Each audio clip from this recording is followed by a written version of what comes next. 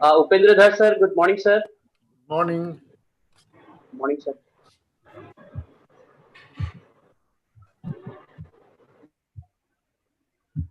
Sir, please unmute. Press the unmute button, sir. Yeah. Good morning. Yes, sir. I think we have 5 minutes to go. Yes, sir. We have 5 minutes to go, sir. Okay. Good morning, Chancellor, sir. Good morning, Durgesh, sir. Good morning. Good morning. Good morning, Durgesh. Good morning, Dhar sir. Good morning. Good morning, sir. Good morning. How are you? Fine, fine, sir. Fine, sir. Fine. We are not meeting in Indore in person. Right, we are meeting. Right, right, right. This is the new normal. Yeah.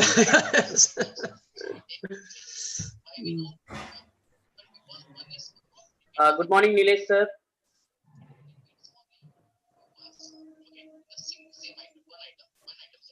Please unmute. Sir, have you started the university now? Dhar sir? Yes. The university started the classes? Is online yes, or? Yes. Online classes we started from 17th of August. Right, sir. For right, the current semester.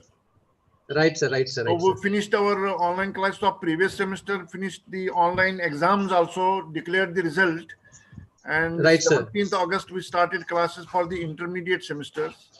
And for the new batch, we started classes from 14th of this month, October. 14th of October, new batches? Yeah, new batch. First year? First year. Excellent. First semester of all the programs. Right, we have about 80 programs. So classes of all the 80 programs have started. New batch. Oh, excellent, sir. Excellent. Now this RGP will start from this first 16th of November. Okay. Right. So that we are going to start from first year 16th of November, and all the senior classes are already started from the 14th of August, and we are going to finish this this semester in the end of this November. Okay. Right, sir. Excellent, sir.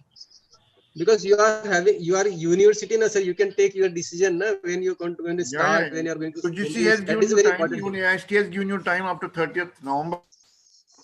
Right. So far as the admissions are concerned. But if most of the admissions are already done, no need to wait. No need to keep students waiting. You can start the class. Right, sir. Vaishnav is having a good name in this, sir. Vaishnav is having a good name in the university. So definitely there is no problem with that. Teamwork. Right.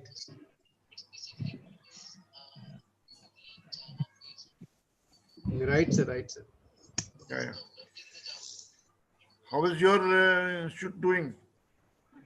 Nice, sir. Already we are conducting the classes, and then admission is also going on. Maybe possible it's finished by 15th of November. But AICT is extended the date till 30th of November. Yeah. The admission is last time the admission was something different, but this time there is a little bit increases in the admission. Maybe possible the person is not going outside from the MP or not. They are not interested to go outside Indore. They are taking the admission in Indore itself. That's a good, sir. Yeah. And we are also having the permission of university, sir. Maybe possible in the July we will start the university. July 2021.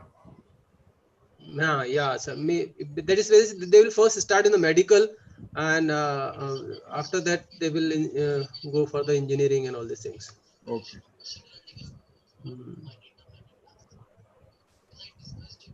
In university, we have a lot of flexibility for the academics, sir. Na? Naik, sir. Good morning, sir. Please unmute, sir.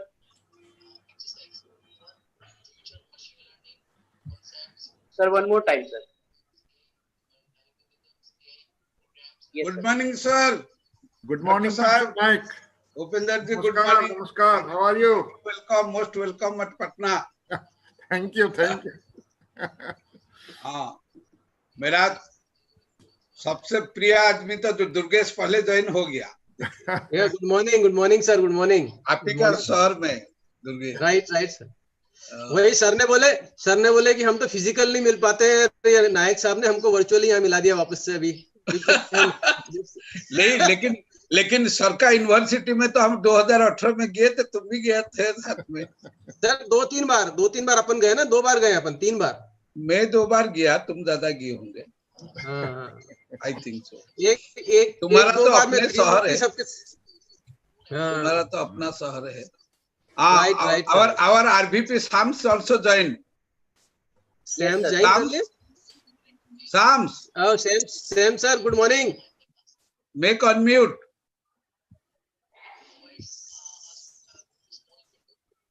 Shams, What about P Kumar? P Kumar will join थोड़ा late, इनका actually academic council का meeting आज हो गया। Okay.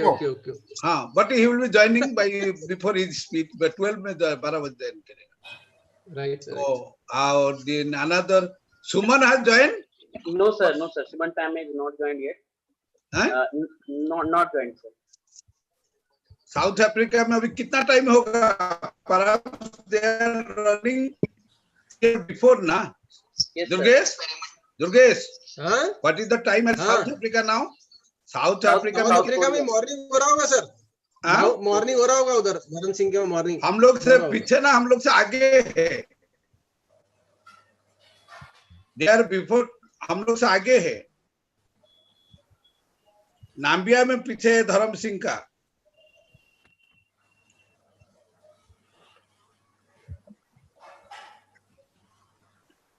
We are connected with Nilesh sir also. Shams join. Shams mike unmute नहीं किया क्या? Mic unmute है सर, आपका आवाज नहीं आ रहा है फिर भी। मेरा? नहीं, सैम सर का। सर आपकी आवाज नहीं आ रही है Sam sir. Yes sir. Shams? हाँ sir now your voice is there. VC साहब ज्वाइन किए हुए देखे हो? सर हाँ। Suman, you have not joined till now? who? Okay, there is no problem.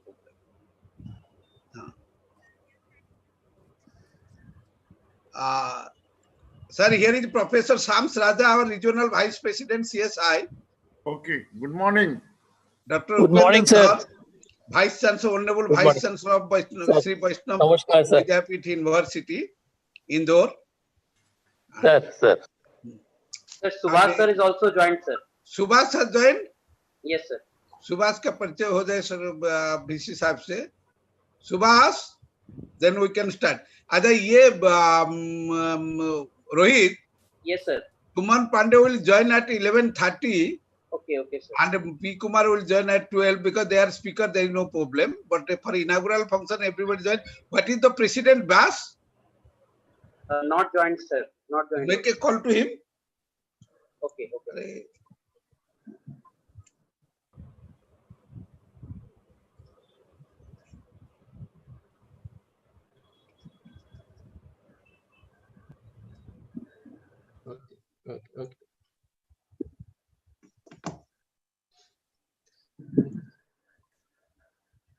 Shyam sir नमस्कार। नमस्कार सर। कैसे हैं दुर्गेश जी? हम बढ़िया है। हमको म्यूट करके रखा था रोहित जी ने, तो मैंने अभी वापस से अनम्यूट करवाया कि मैंने बोलूं। नहीं वो तो है, कुछ डिवाइस एरर भी हो जा रहा है। जी। रोहित जी होस्ट है, इनके हाथ में सब कंट्रोल है अभी। हाँ जी वो तो है। डिजिटल इंडिया पहला सेमिनार किया था जब रोहित साहब ट्रेंड हो रहे थे, जब मैंने पहला सेमिनार किया था, लेकिन अब इतने ट्रेंड हो गए कि उन्होंने मेरे को फटाफट म्यूट कर दिया। हाँ बिल्कुल। क्यों रोहित जी? पहला सेमिनार वो जब it's not like that sir. अरे ज्वाइन कीजिए, VC साहब आ गए कब से? सुभाष जी ज्वाइन कर लिए क्या? Rohit?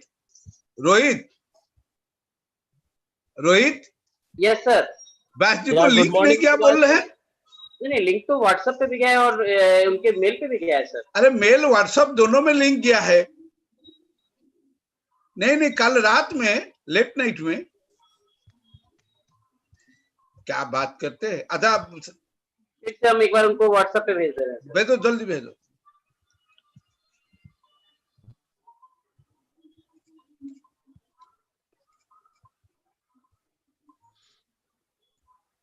Sir done sir.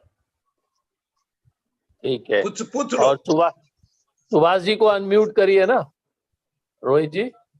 Subhash sir unmute थे सर, तो वापस से लगता है म्यूट किए। Good morning, good morning. Good morning. Subhash. Good morning sir. Sir प्रणाम प्रणाम प्रणाम सर। VC साहब ज्वाइन किए हुए, doctor Upinder Dhar ji. Sir very very good morning, very very good morning. And welcome, it is your division activity. Yes sir, we welcome Vice Chancellor sir. Thank you. From my core of heart, we welcome you, sir, on this forum of Computer Society of India. Thank you. Under the dynamic leaders of Professor A.K. Naik, sir, we find very hard to do all the societal activity, which are the beneficiary for the society. Sir, I would like to tell one thing. Under his leadership, we have started computer awareness program for tribal students, sir, in villages. Excellent. In this country, because, sir, more than 50% population belongs to tribal states here, sir. And under his leadership and his mentorship, we are doing to do that during this COVID-19 scenario. Congrats, Yadav sahab. Professor Naik is a great leader. Good morning, SC Yadav ji. Good morning. Thank you, sir. Thank you. Sir, Durgesh ji, very very good morning, Durgesh. हाँ बोलिए। Good morning.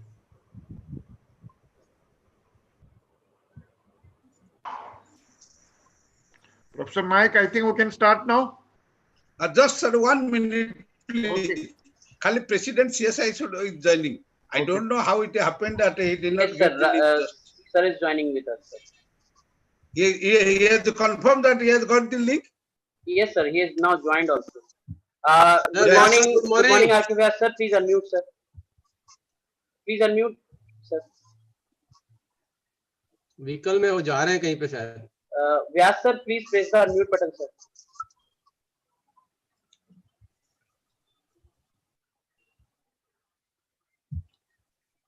Hello. Yeah. Yes, sir, yes, sir. Welcome, Chote Bhai, President Sahib, and Honorable Vice Chancellor is there. Thank you, sir. Upinder Dhar. Good morning. Yeah. नमस्कार sir, नमस्कार। नमस्कार। कैसे हैं sir? बस बढ़िया। Now we can start, Rohit. Yes, sure. Yeah. Good morning, Vyas ji. Good morning. Good morning, Durgesh ji. Yes, sir. Sure, sir. Good morning. Yes, Rohit, please allow me to speak before Professor Naik. Okay. Okay, sir. क्या काम है क्या? या मैं जरा रास्ते में हूँ कहीं सर। हाँ? मैं हरिद्वार में हूँ। ओ हरिद्वार में है। हाँ। तो you want to talk fast ना? Yeah. No problem. So we will have blessings from Hardwar. After your presidential address, Thank you very much, sir. should happen. There no problem. Rohit, start with Dr. Sure, sir. Dr. Bas. Sure, sir. Presidential address. So once again, very good morning to all the delegates, participants, and our respected guests in this today's one-day introductional webinar on cloud computing and big data analytics. We will start our today's proceeding with the presidential address, and for that, I would like to welcome Mr. R.K. Vyas, sir. But before we proceed, let me introduce Mr. R.K. Vyas. Mr. R.K. Vyas is the President of Computer Society of India. He is the member, Governing Council, Institute of Electronics and Telecommunication. He has been the Regional Vice President and National Vice President for CSI and having 3.5 decades of computer science and IT experience. Mr. Vyas has completed his service career from University of Delhi. With these words, I'd like to welcome Mr. R.K. Vyas, sir, for presidential address. Over to you, sir. Good morning, everybody. It's my pleasure to be here amongst you all on this webinar on cloud computing and big data analysis. Honorable Vice Chancellor, sir, my dear elder brother, Professor Naik, my brother, Dr. Durgesh, and all other dignitaries who are taking part in this and who will be giving the keynote address and will be talking about various aspects of cloud computing and big data. Computer Society of India, a professional society, has been conducting a lot of programs during talking about topics at various times in different on different topics. IIBM Patna and many other institutions are really kind enough to get the we have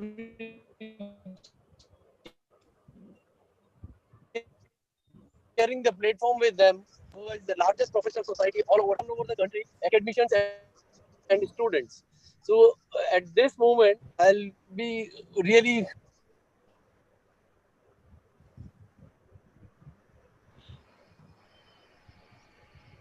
Maybe the problem is their net problem because he Dropping. is on.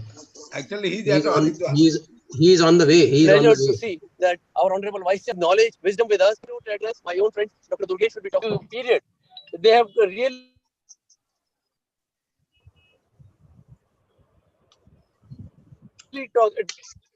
taken the relevance at this stage with the word and the live concepts and all these things, and we have to analyze this data also almost on the daily basis.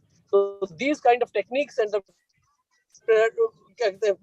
things which are available in the information technology, and the experts will be talking and deliberating on these and giving us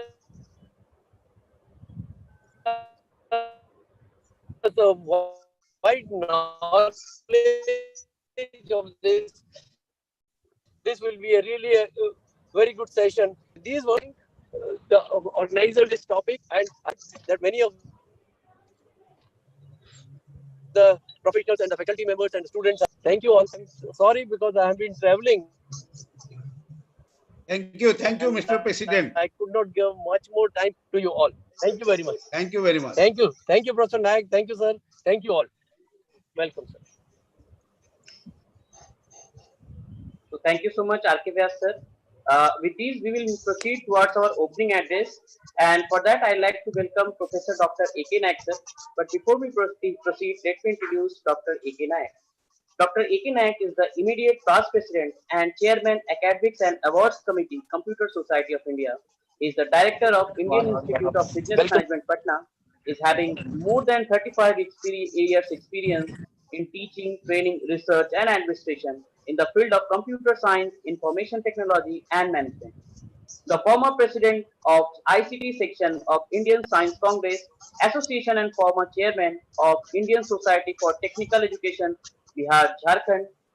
Professor Nayak is the fellow of Computer Society of India, International Society of Research and Development, UK, United Writers Association, National Association of Computers Educators and Trainers, and Management Studies and Promotion Institutes, New Delhi. Professor Nayak is associated with the academic programs of more than 40 universities, has represented as an expert member in several bodies of Government of India, state government authorities, 162 papers, 12 books, edited 9 books, 10 proceedings of national and international conferences, received many international and national awards, and his biography is published in 7 international directories.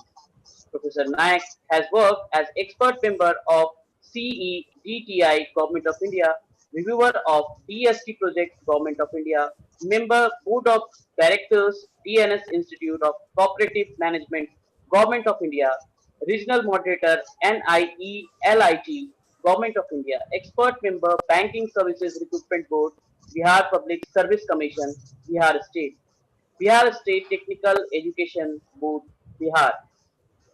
Bihar State Secondary Education Board, and many more. At present, Professor Nayak is the member of Board of Studies of Computer Science and IT, AICT, Government of India, and member of Bureau of Indian Standard, Government of India. Professor Nayak has visited abroad in many assignments, including participation in SEAARC Executive Council meeting at Colombo and General Assembly of International Federation of Information Proceedings, situated at Austria, Vienna. He has received several national and international awards, including Dr. Abdul Kalam Gold Medal Award and 2 Lifetime Achievement Awards in 4 months, that is from July 2019 to October 2019. Professor Naik also worked as an honorary president, honorary secretary, division chair, chairman nomination committee, member committee, conference committee, internal audit committee, election committee, chairman bylaws committee, chapter bylaws committee, SIG committee of the CSI. He has also worked as honorary secretary of Indian Society for Technical Education, Bihar, Jharkhand, section for 2 terms, recorded ICT section of Indian Science Congress Association. Apart from that, from chapter chairman of Indian Society for Trainings and Development, he had been the Director General of National Association of Computer Educators and Trainers, members to Technical Committee of International Federation of Information Proceedings, Vienna, Australia. At present, Professor Nayak is the life member of 22 professional and technical societies. With these words, I like to welcome Professor Dr. A.K. Nayak for opening address. Thank you very much, Rohit, giving this nice introduction. Welcome every participant to this August International Webinar on Cloud Computing and Big Data Analytics. Very good morning to all of you. Honorable and learned Vice Chancellor of Shri Vaishnav Vidyapeeth Vishwavidyalaya of Indore, Dr. Upinder Dhar ji, the President of Computer Society of India, Mr. R.K. Vyas, the keynote speakers of the today's August webinar, my most beloved younger brother and my most nearer and dearer, the National Treasurer of the Computer Society of India, and the Professor and Director of one of the most prestigious institute of the country, Sri Aurobindo Institute of Technology, Indore, Dr. Durgesh Misaji, the another keynote speaker of the occasion, the National Student Coordinator of Computer Society of India, in charge of managing of more than 500 student branches across the country, and the Professor of Computer Science and Engineering and Director of the Alumni Affairs of Rajalakshmi Engineering College, Chennai, Tamil Nadu, and the invited speaker of this occasion, one of my beloved students and pursuing her postdoctoral fellowship at Post-Tech South Africa, South Korea, Dr. Suman Pandey, and my academic son and the vibrant and dynamic National Chairman of Education and Research, that is Division 5 of the Computer Society of India, which division is a collaborator of this today's webinar, that is the Division 5 and the Indian Institute of Business Management, along with the CSI Patna chapter, Dr. Subhash Jadhav, the Professor Head and Dean of the Computer Science and Information Technology of the Central University of Jharkhand, and my beloved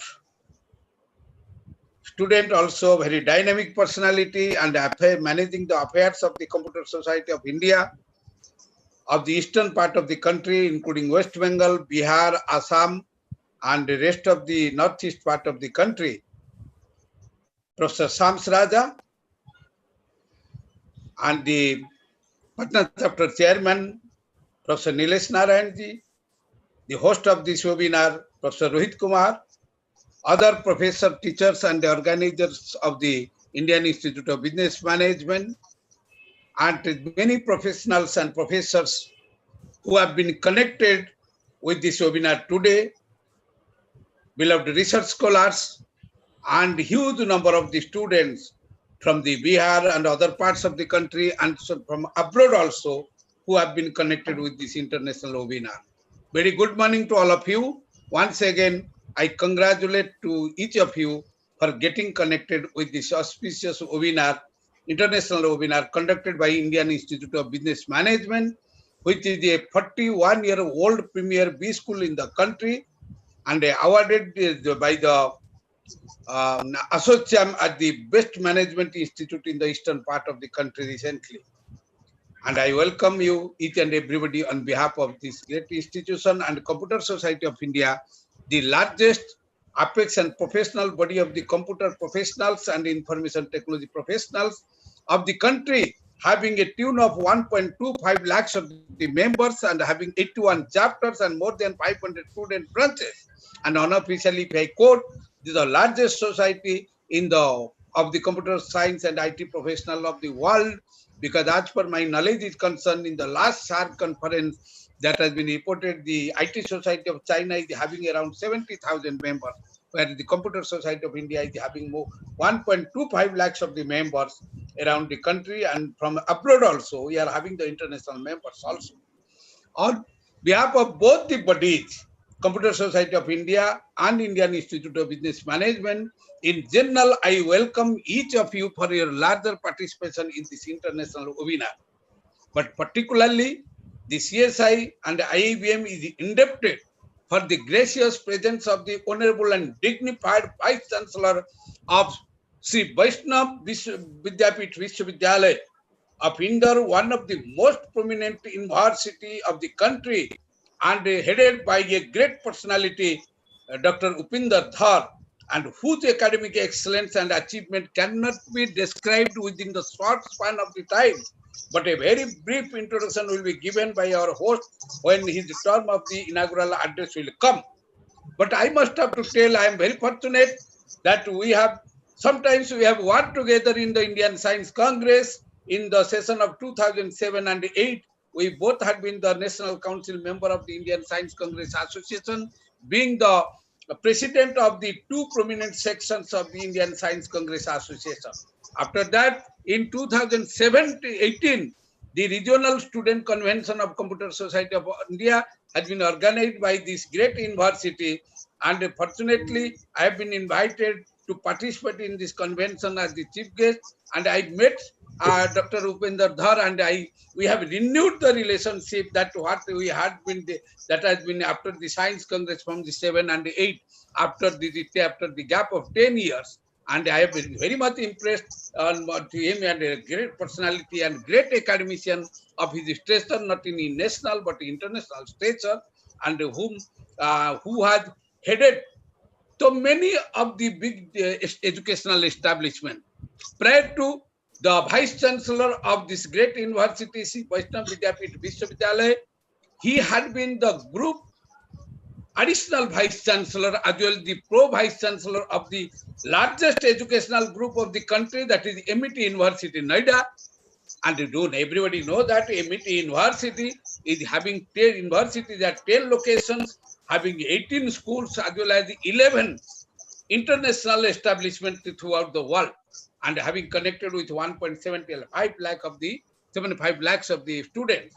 And Dr. Dhar had been the additional group Vice Chancellor of that great university, along with also the Pro-Vice Chancellor of that great university. Now you can imagine not only a able personality in the academic stature, but also a able personality so far as the academic administration is concerned, because the leading of such big groups in life.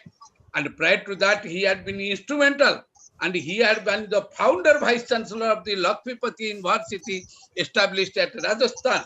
And whatever the academic administration and academic calibers of Dr. Dhar can be explained, that I have told that the time is very short to explain his achievements. And everybody know Nirma Institute, Nirma University was one of the most prestigious university, and he had also discharged the duty as the director of the Institute of Management and dean of the Faculty of Management and dean of the research, doctoral studies and research of that great university, Nirma University at Ahmedabad. And he had been the director of one of the most prestigious management institute of the country, that is Prestige Institute of Management and Research and Indore. And more academic distinctions are there, and it will be read by our host when his turn will be coming to deliver the inaugural address. Sir, like a great personality, and today the Indian Institute of Business Management as well as the CSI, I feel proud, and it will be an important page in the history of both the organization, due to your gracious presence to inaugurate this auspicious webinar and to deliver your inaugural address. Actually, on behalf of the Managing Committee of the Indian Institute of Business Management, which is a 41-old premier B school of the eastern part of the country. On behalf of our total educational group, having 2 universities and as well as many institutions and having a pan-India presentation of our sister concern, Dr. Zakir Hussain Institute, on behalf of the Computer Society of India and its national executive body, I extend my hearty welcome and express the millions and billions of the gratitude and thankfulness for your auspicious presence, for your gracious presence to inaugurate this auspicious webinar, this important webinar, by delivering your inaugural address. In the same time, I welcome our President, Computer Society of India, Shri R.K. Vyas in his absentia, as well as the prominent keynote speaker of the today's occasion, and our first keynote speaker, Dr. Durgesh Mishra, and regarding his caliber is concerned and what to be explained, that he is the personality who is not only a professor of the Department of Computer Science and Engineering of the Sri Aurobindo Institute of Technology.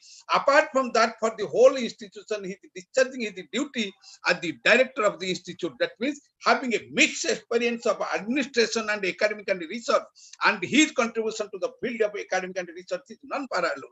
And he is also the director of the Microsoft Innovation Center and playing a very key role bringing the Microsoft collaborations inside the country.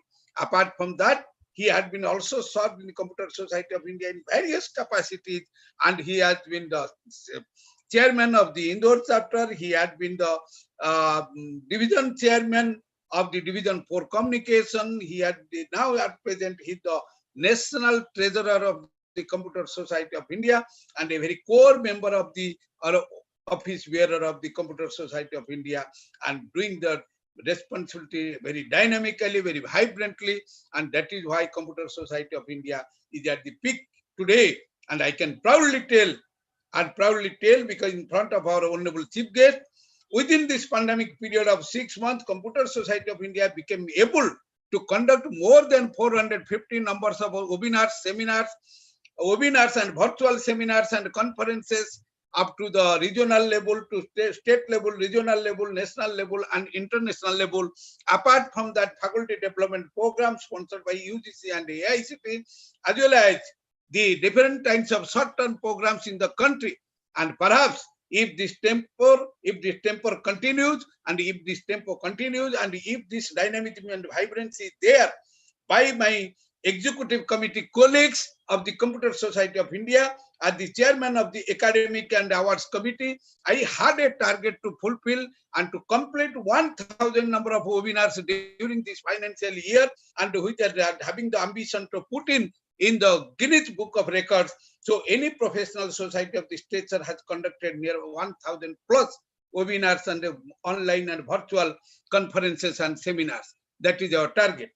And our next keynote speaker, my younger brother, he is also Dr. P. Kumar, a very young and vibrant chap, having more than 2 decades of the experience in the education of the information technology and computer science, and at present also discharging the duty of the director alumni of the Rajalakshmi Engineering College at Chennai, who had been the past chairman of the CSI Chennai chapter, had been the division chairman of the education and research for 4 years, and at present he had been the national student coordinator and serving for the 2 consecutive terms, and in discharging the duties and coordinating with more than 500 student branches of the Computer Society of India. The third speaker, the invited speaker from the South Africa, and one of my beloved ex-student, Dr. Suman Pandey, who had been there in South Africa in more than 12 to 13 years, and a professor there, as well as she had did a doctoral also. Now at present she is engaged in doing the postdoctoral work, and his area that the cloud computing and machine learning. So we have invited him as an invited speaker. Besides that, I have told that this webinar will be also experiencing the galaxy presence of the another key personality, Dr. Subhash Jadhav, to whom I always treat as one of my academic son, and Dr. Subhash Jadhav at present is the professor and head of the computer science and technology at the Central University of Jharkhand. Apart from he is the dean of the faculty of the computer science and technology. And Dr. Subhash Jadhav prior to this had been the founder chairman of the CSI Varanasi chapter and had also worked very vigorously, and he is also a past sectional president of the Indian Science Congress and in the year 2013 and 14, and also a good and noted academician, and he is the national chairman of the Division 5 at present, that is the Education and Research, who is collaborating and as the part of the organizer of this program.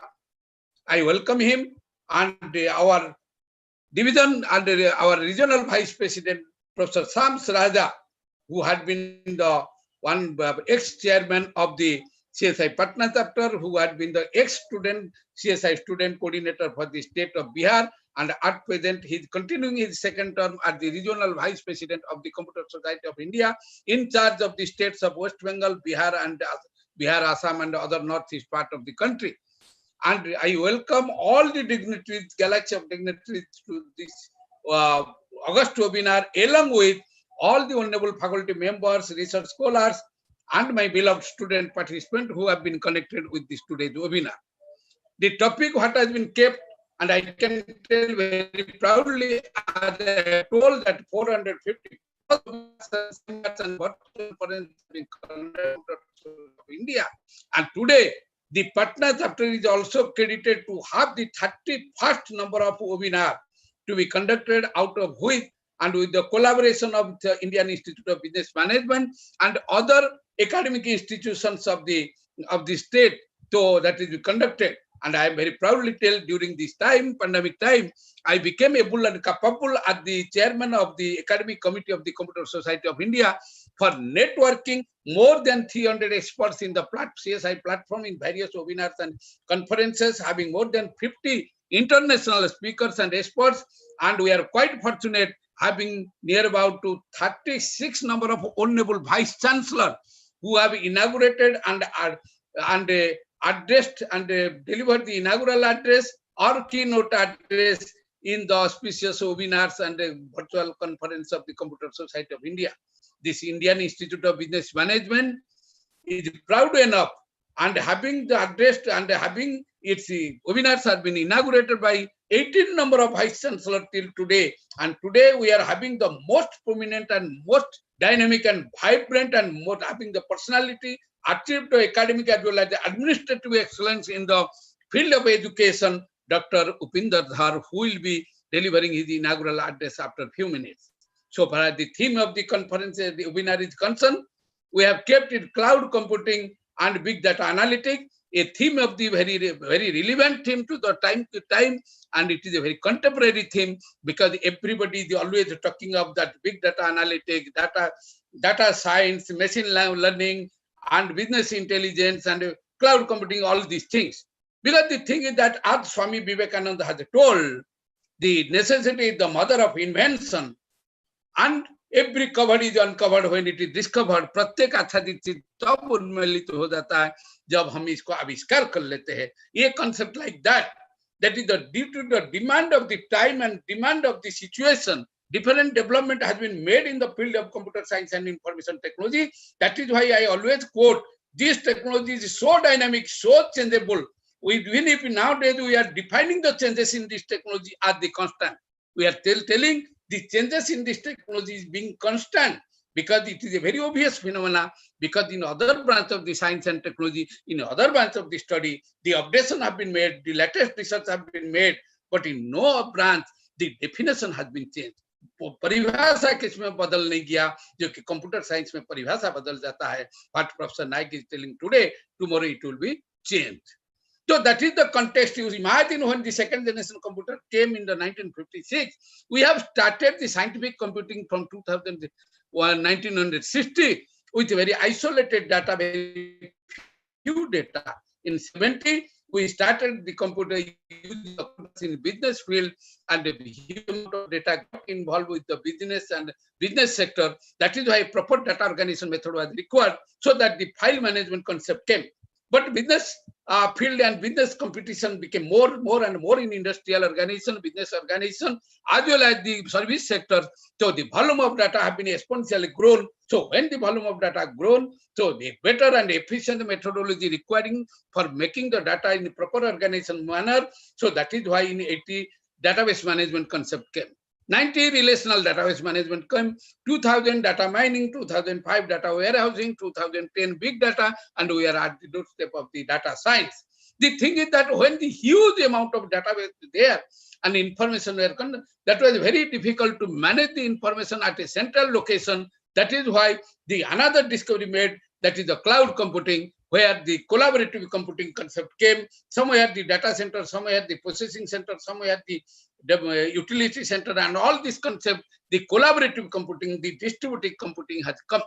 So this is quite supplementary to one another, cloud computing and big data, because big data emerged the cloud computing, and cloud computing is the application platform of the big data, and storing and manipulating all the data and applying the artificial intelligence concept with this big data as well as with the cloud computing and platform. So we developed the business intelligence. Imagine artificial intelligence was a story of the 1956, got incepted in 1956, but empowered from time to time since its domain has been enhanced, started with the voice synthesis, with the image processing and all the ICT concept, and all these things happen. And today, due to the emergence of the huge and quantum volume of data, we are having the utilization form, one of the application form of the business, the artificial intelligence is business intelligence. For business intelligence, we came to the computational intelligence. From computational intelligence, we have the concept of the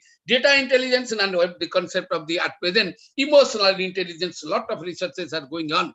That is from AI, we came to BI, BI to CI, CI to DI, DI to EI. I don't know how much we can proceed and all these things. Viewing all these things, I think this selecting of this theme for the webinar is quite appropriate as well as the contemporary. So that is why I must have to congratulate the Indian Institute of Business Management and Computer Society of India, Division 4, particularly Dr.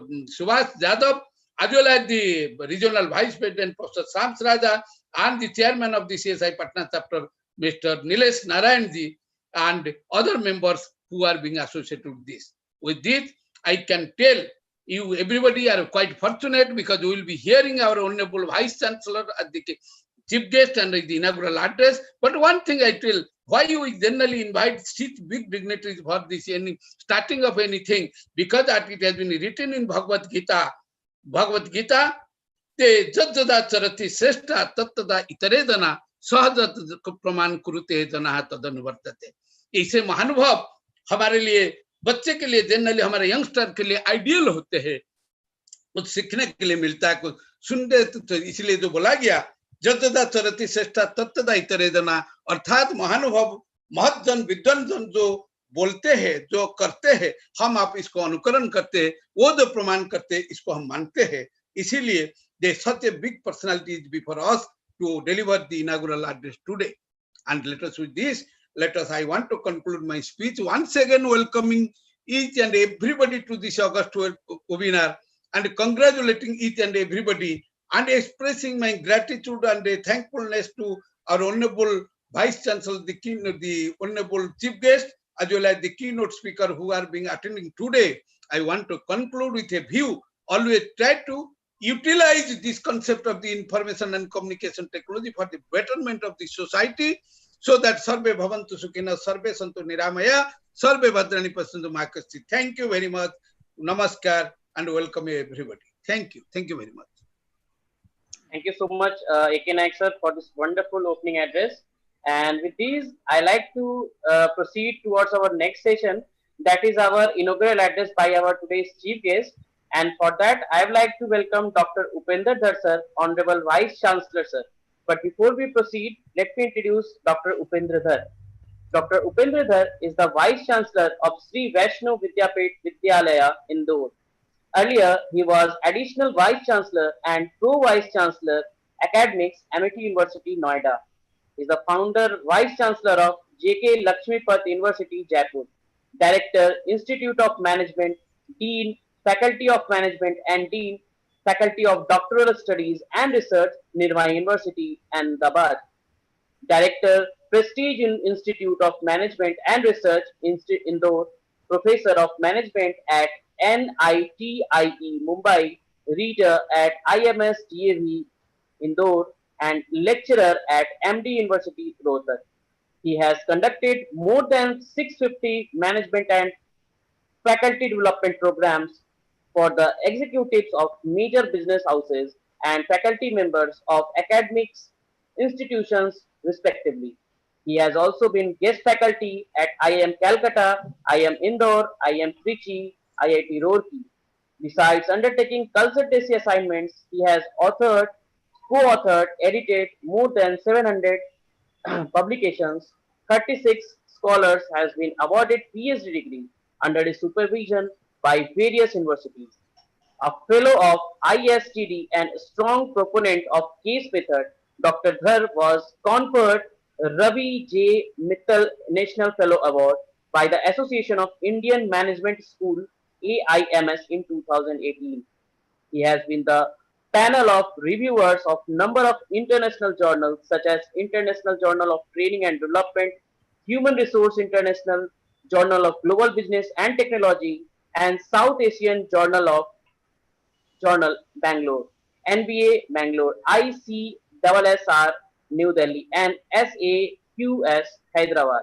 He is president of Anthropological and Behavioral Science section of Indian Science Congress Association in 2007 and 8, Indian Society for Training and Development in 2008 and 9, Association of Indian Management Schools in 2014-15. He has also been the member of Council Management of AIMA, IMA, member of ATMA and All Indian Board of Management Studies, AICT, Rajasthan. Rajasthan State Productivity Council, governing boards of TELNET and member of executive boards of AMDISA. With these words, I like to welcome Dr. Upinder Dhar sir, our honorable chief guest sir, for his remarks. Thank you, Professor Rohit Kumar. My great friend, Professor A.K. Naik, immediate past president of Computer Society of India and chairman of this national webinar, Mr. R.K. Vyas, President, Computer Society of India, my neighbor in Indore, Professor Durgesh Kumar Mishra, National Treasurer, CSI, and Director to Aurobindo Institute of Technology, Dr. P. Kumar, Dr. Suman Pandey. I hope she has joined the webinar. Professor S. Suman has joined, sir. Okay. Suman joined. Professor Subhash C. Yadavji, Professor Shams Raza, Professor Nilesh Narayan, and all other members of the organizing committee and all those who are associated with this webinar. At the outset, I would like to express my grateful thanks to my very old friend, Professor A.K. Naik, Namaste, sir. Thank you very much for inviting me to this webinar. I'm also thankful to the institutions, IIBM and Computer Society of India for inviting me to this webinar. I do not know what to say after listening to the forceful opening address of Professor Naik. Well, on March 11, to be precise, on March 11, 2020, World Health Organization declared the novel coronavirus disease 2019 and declared COVID-19 as the outbreak of the global pandemic. So it was precisely on 11th of March 2020. So COVID-19, as we know, has disrupted all kinds of business and non-business organizations globally. This has not happened only in our country, it has happened globally. These disruptions have happened globally. So I would like to congratulate Professor Naik for organizing more than 450 webinars during this difficult time. Well, if we ask a question that has this pandemic happened first time? And if we look into the literature, historically we find that no, it is not first time. It might have happened first time in our lives, but it has not happened first time on this earth. It has happened earlier also. So if we see historically, I think some problem is with my camera, so I will put it off. I will speak and listen, you can hear me. In every 100 years, once it has happened. If we see in the literature, in 1720, there was an epidemic of plague all over the world. Millions of people died. Then exactly 100 years later, 1820, there was epidemic of cholera across the world. Then again, in 1918 to 20, for 2 years, there was Spanish flu, pandemic of Spanish flu across the world. 500 million people were affected and 50 million died. And now in 2019-20, we are experiencing COVID-19 due to the coronavirus, novel coronavirus. This highly infectious disease has spread across the world in a short span of time. The first time it was discovered in December 2019 in China.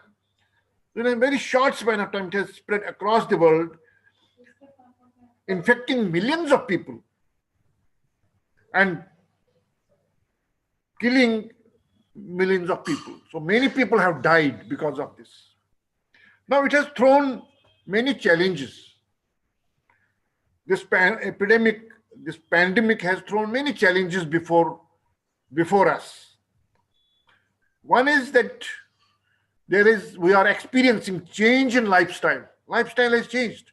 In the last 6, 7, 8 months, the way we are dealing with the things, the way we are working has changed. Lifestyle has changed. Work life has changed. The way we used to work earlier, it has changed, and it will further change post-pandemic. We are functioning in restricted environment. We feel that we cannot move around freely. So we have to function in the restricted environment at home, restricted environment at the workplace. This is a new experience. Then financial uncertainties have increased. Many businesses have gone down. And there are some businesses which are flourishing, but then many businesses are not doing well at all. So financial uncertainties have increased. There are within these limited resources, there are many implications. For example, domestic violence has increased 3 times. See, there are published reports, indicating that domestic violence, maybe because of frustration, domestic violence has increased 3 times. There is a lapse of mental disorders. So many cases where they had some history of mental problems, there is a lapse of such disorders. Interpersonal problems have increased.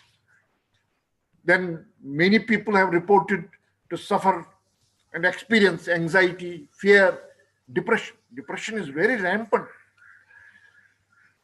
Then there is information overload. Lot of information on internet, lot of information on television channels. See, a few months back, open any channel, it will only talk about COVID-19, nothing else. And then everybody would feed us with all kinds of information about coronavirus. Then one difference that we are experiencing today, which was not so maybe perhaps 100 years back, when in 1918 and 20, Spanish flu came, that time technology was not that much advanced. Today, technology has become a prime enabler. This is what makes us different from what it used to be 100 years back. So, Computer Society of India is the right platform to talk about technology, because technology has come to our fore. It has come to our rescue. We are to a great extent able to control disease. We are able to control the spread of this disease because we could educate people through technology. Had this technology not been there, we would not have been able to generate awareness. Just in the beginning of this webinar, when we were about to start, I think somebody informed that Professor Naik is leading a movement to spread the awareness amongst the people in Bihar and Jharkhand. Those who are not having direct access to various resources. So through technology, you are reaching them. So particularly tribals, you are reaching the tribal society. So it is happening because of the technology. So technology, to a great extent, has made the difference. You see, if we talk specifically, I agree with Professor Naik. The theme of the webinar is very appropriate, keeping the times in view. It is very appropriate, talking about cloud computing, talking about big data analytics, because these are the technologies which are changing the life, and which have in fact already changed our life. Big data applications have introduced cutting edge possibilities. See, I happen to be from management discipline. So we talk more in terms of applications. In fact, we find value in anything if it can be applied. If it cannot be applied, then it is just theoretical. So we talk more in terms of applications, and big data applications have introduced cutting edge possibilities in every domain of our life. Think of any domain of life. Technology is there. Big data analytics or big data has already entered it. We are living in a world of intense competition. All of us know that. If we take a break just for a short period, we will lag behind others. And that is perhaps the reason why Professor Naik is leading this movement of organizing series of webinars. Already he has crossed around 450 webinars. So there is competition, and there will be one day that the name of Computer Society of India will enter into Guinness Book of Records, because the target is organizing 1,000 webinars.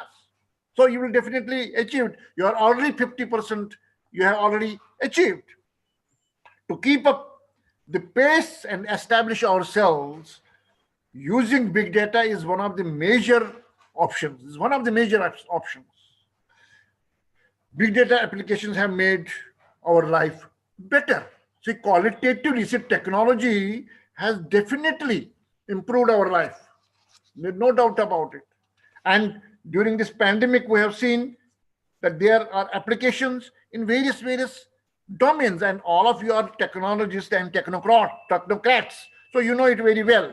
We are using big data for increasing our efficiency and productivity. If I talk in management terms, efficiency and productivity. We are using big data for increasing it. Sometimes we may not even understand how data science is performing and creating an impression. The benefits of big data applications can be felt and even realized very clearly. So if I just briefly touch upon some areas where applications can be clearly seen by a layman, even a layman can see it. Say its applications in banking sector, for example. We keep our valuable properties in the bank for ensuring security. That's why we keep it in the bank. But a bank has to formulate and implement number of strategies to keep our wealth safe and well maintained. In each bank, big data is being used for many years now. From cash collection to financial management, big data is making banks more efficient in every function. So today, banks may claim efficiency, but credit to a great extent goes to big data applications. Big data application in the banking sector have lessened customers' hassles and generated revenue for the bank. So both are benefited. On one hand, customers' hassles are diminished or reduced. On the other hand, banks have been able to generate the revenues. Say, for example, using clustering techniques, banks can take important decisions. A bank can identify the new branch locations where the demand is high. It can be done by the application of big data. Association rule is applied in banks to predict the amount of cash required to be available in a branch at this specific time every year. So this is again an application of big data. Banking platforms are digital now, and all operations can be done from home. Today we are enjoying banking operations even from our mobile, from our cell phone. How is it possible? Their big data application is playing a very significant role. Machine learning and artificial intelligence are being used by many banks to detect fraudulent activities. Lastly, data science has made it easy to handle, store, and analyze the massive amount of data and ensure its security as well for the banks. So this is how big data applications are there in the banking sector. Secondly, if we can take the example of media and entertainment. You see, media companies and entertainment sector need to drive digital transformation to distribute their products and contents as fast as possible. The availability of searching and accessing any content anywhere with any device becomes a widespread practice. It can even help to figure out the views or likes of an artist to measure the popularity in the digital media sector. Even popularity of an artist can be determined by the application of big data. Further, it can be used, big data can be used to identify the reason behind subscribing and unsubscribing a content and the interest in a particular content. Further, it can generate new features while analyzing public demand. So this is the application in media and entertainment. Even an artist can choose the place where he should promote his performance. Say a painter, he can choose where should he display his works. Or a musician, he can choose the platform which can give him better exposure and better listenership. Similarly, thirdly, applications are, as we are seeing in last 8 months, in healthcare. Data science is set to improve healthcare nowadays. Data science does not only identify treatment, but it has also improved the process of rendering healthcare. Big data has a significant impact on reducing waste of money and time. Governments are using big data to develop new infrastructure and emergency medical services. As we can see these days during COVID-19, COVID wards have been created. They were not there. Pre-COVID-19, such wards were not there. Our friend Durgeji is the witness in his hospital of his group, Aurobindo Group, Shri Aurobindo Hospital, Medical College. It has got huge number of beds for the COVID only. So it is new. So we can, by applying big data, we can determine where more wards are required, where more beds are required, where need is more, and so on and so forth. Further, big data enables shift managers to predict, or we can say hospital administrators to predict the required doctors at specific times and keep track of patients' records. You see, only first wave has come so far of COVID-19, and it is estimated that second wave may come very soon to India, and second wave has already come in other countries. So through this technology, hospital administrators can determine, can calculate, can assess, can estimate that how many doctors, how many nurses will be required when second wave of pandemic due to COVID-19 comes. So it can happen by the application of big data. Using wearable digital devices, big data can monitor patients and send reports to the associated doctors. Big data can evaluate symptoms and identify many diseases at the early stages. It is because of the big data. Today, say in the case of pandemic also, COVID also, how were people identified? Doctors would advise you keep a small meter with you. It will give you an idea about the oxygen saturation. If saturation is lower than 90, there's an alarm. You need to consult a doctor. If your saturation is above, say, 95, don't worry. So it is the digital device. Big data can keep these sensitive records secure and store huge amount of data efficiently.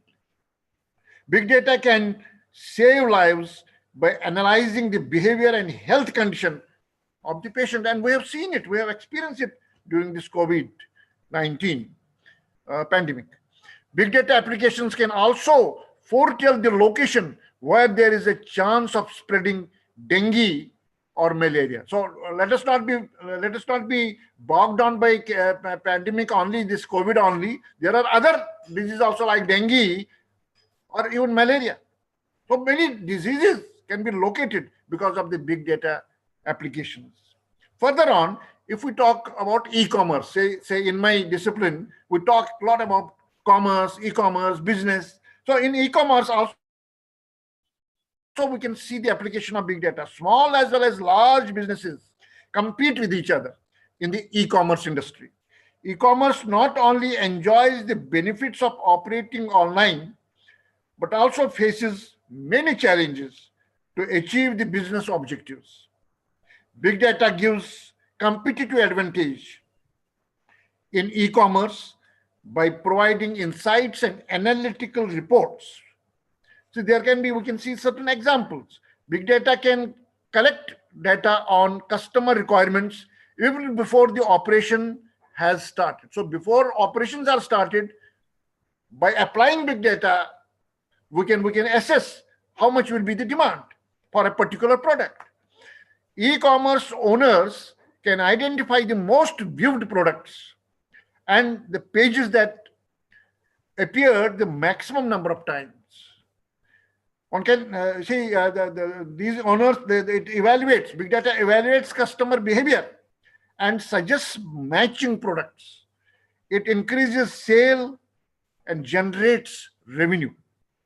Big data applications can generate a sorted report depending on the visitor's age, gender, location, and so on. So this is how work is made easier and efficiency and effectiveness is enhanced by big data applications. Further, if we talk about disaster management, because we are facing this disaster, pandemic in itself is a disaster. Every year natural calamities happen, like for example, hurricane, floods, and earthquakes, which cause huge damage and numerous lives. Scientists are not able to predict the possibility of disaster, so that governments and local administrations could take enough precautions. This is the main reason behind the enormous damage made by the natural calamities. Although the use of big data in disaster management is not new, recent technologies like artificial intelligence, data mining, and visualization are helping meteorologists to forecast weather conditions more accurately. As we must have seen, accuracy has increased. You see, earlier, jokingly, we used to say 20 years back, 25 years back, we used to say jokingly, if meteorologists or meteorology department says that tomorrow there will be rain, don't worry, it will be sunshine. This used to be a joke. But now today we can see accuracy has increased. They are able to predict more accurately or near accurateness, we can say, and that is because of the application of big data and other technologies.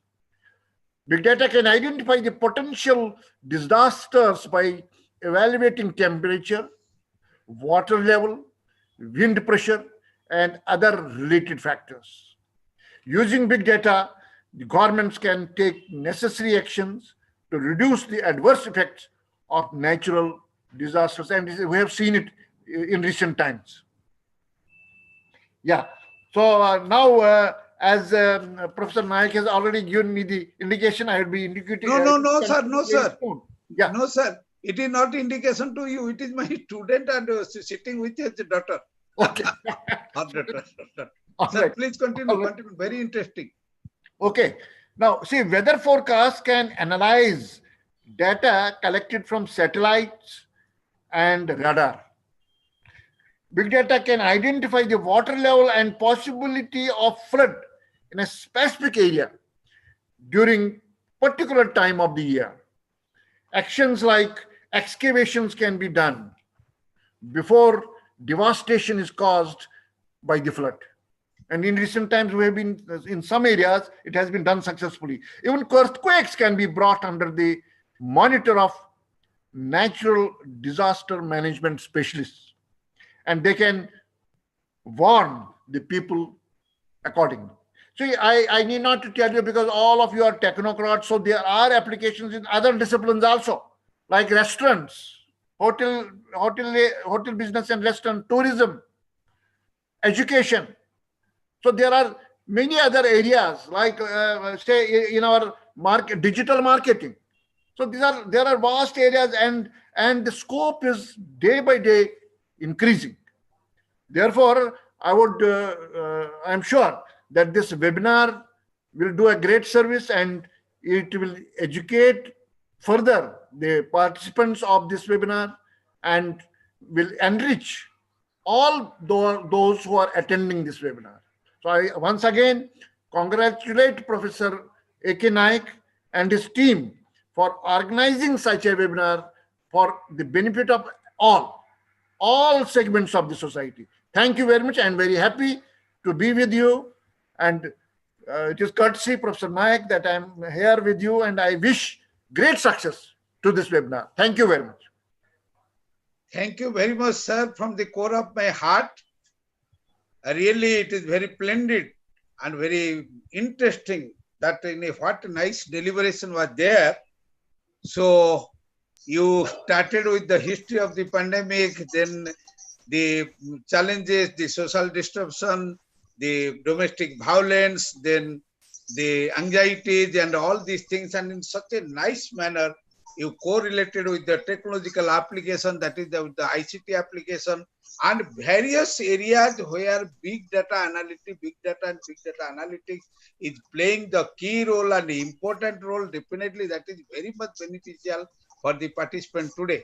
And moreover, and what you significantly told, it is the only technology and the ICT, information and communication technology, which has tackled the great disaster period of this pandemic. Because if ICT application could not be there, perhaps the world could not be successful in tackling these challenges and addressing these challenges. Whatever you may tell, whether it is the learning and teaching process, whether it is the e-governance, whether it is the supply chain management, whether it's the medical information system or the hospital information system, by paramedical information system, everything got managed and tackled by the application of ICT. Particularly big data concept played the important role at the center point of managing all the affairs. Thank you very much, sir. Such a very nice and excellent deliberation in the part of your inaugural address, that which have been benefited, the limit, very benefited to the participant, with that is in a non-bounded and limitless manner. We are really grateful on behalf of the Computer Society of India and for my executive members, and 5 executive members have participated today, 6 executive members, and on behalf of the Indian Institute of Business Management, we once again express our millions and billions of gratitude and thankfulness for your gracious presence and deliberation of such a delighted, thoughtful, and spiritful inaugural address to the audience. Thank you very much, sir. Once again, Thank you Namaskar, very sir. much. My camera is not cooperating with me. It is not working. That is some can hear zigzag me. was Thank there. you. Zigzag was there. Yeah. Actually, at that time, my student Suman Pandey is sitting with his kids. So I was just putting my finger to him. That bacha boy baby is there on the scene. Yeah. Thank you so much, our Honorable Vice Chancellor Upinder Dhar, sir. So we will proceed towards our first keynote address, and for that I like to welcome Dr. Durgesh Kumar Mishra. Dr. Durgesh Kumar Mishra has received the MTech degree in Computer Science from DAVV Indore in 1994 and PhD degree in Computer Engineering in 2008. Presently, he has been working as a director and professor CSE and founder director Microsoft Innovation Center at Sri Aurobindo Institute of Technology, Indore, Madhya Pradesh, India. He is an ex-visiting faculty at IIT Indore, MP, India. PhD member for Doctor of Philosophy, Nambiya University of Science and Technology, Nambiya. He has 27 years of teaching and 15 years of research experience. He has completed his PhD under the guidance of late Dr. M. Chandwari on secure multi-party computation for preserving privacy. He has published more than 90 papers in referred international and national journals and conferences, including IEEE ACM conference. He has organized many such conferences like WOCN, CON, SEQ, SEG, ICT, BICS, ACM, WIR, and CSI PIG in the capacity of Conference General Chair and editor of conference proceeding his publications and listed in DBLP. He is a senior member of IEEE and held many positions like Chairman IEEE MP subsection and Chairman IEEE Computer Society Bombay chapter. Dr. Mishra has been served as the largest technical and professional association of India, the Computer Society of India (CSI), by holding the positions as Chairman CSI Indore chapter, State Student Coordinator Region 3 MP, Member Student Research Board, Board Member CSI IT Excellence Award Committee, Chairman CSI Division 4 Communication at national level. At present, he is the National Treasurer, Computer Society of India, as well as the Chairman ACM Indore chapter. Dr. Mishra has delivered his tutorials in IEEE international conferences in India as well as in abroad. With these words, I like to welcome Dr. Durgesh Kumar Mishra sir for our keynote address. Thank you, Rohit, for the great introduction. Okay, and then first of all, I'll request you to make a co-host so then I can able to share my screen. Yes, sir. You can now share your screen. Right. Thank you. Now I'm going to share. Right. Rohit, are you able to see my screen? Yes, sir. Yes, sir. Okay. Now, and first of all, I thanks to the IIBM institutions, especially for Dr. Nayak sir, is my mentor, and for Dr. Honorable Vice Chancellor, Dr. Upinder sir, Dr. Saims Raja, Dr. Nilesh Narayana, Dr. S.C. Yadav, Dr. P. Kumar, and Dr. Suman Pandey, and the members from the institution IIBM and the participants. And because we are running a short of time, I thanks to all of you to invite me to discuss about the big data and all that. Because in the last two sessions, lot of the work done by Dr. Nayak and Dr. Upinder Dhar. They explain very about the big data. I think there is no need of now to discuss about the big data. They know very well. They explained very well. They given a lot of examples. Dr. Nayak as well as Dr. Upinder Dhar. Thank you, sir, to easy my job to understand, Thank you to very explain much. the big data. Thank you. Thank you. And congratulations to organizing a lot of webinar in the India. I think so. We will just your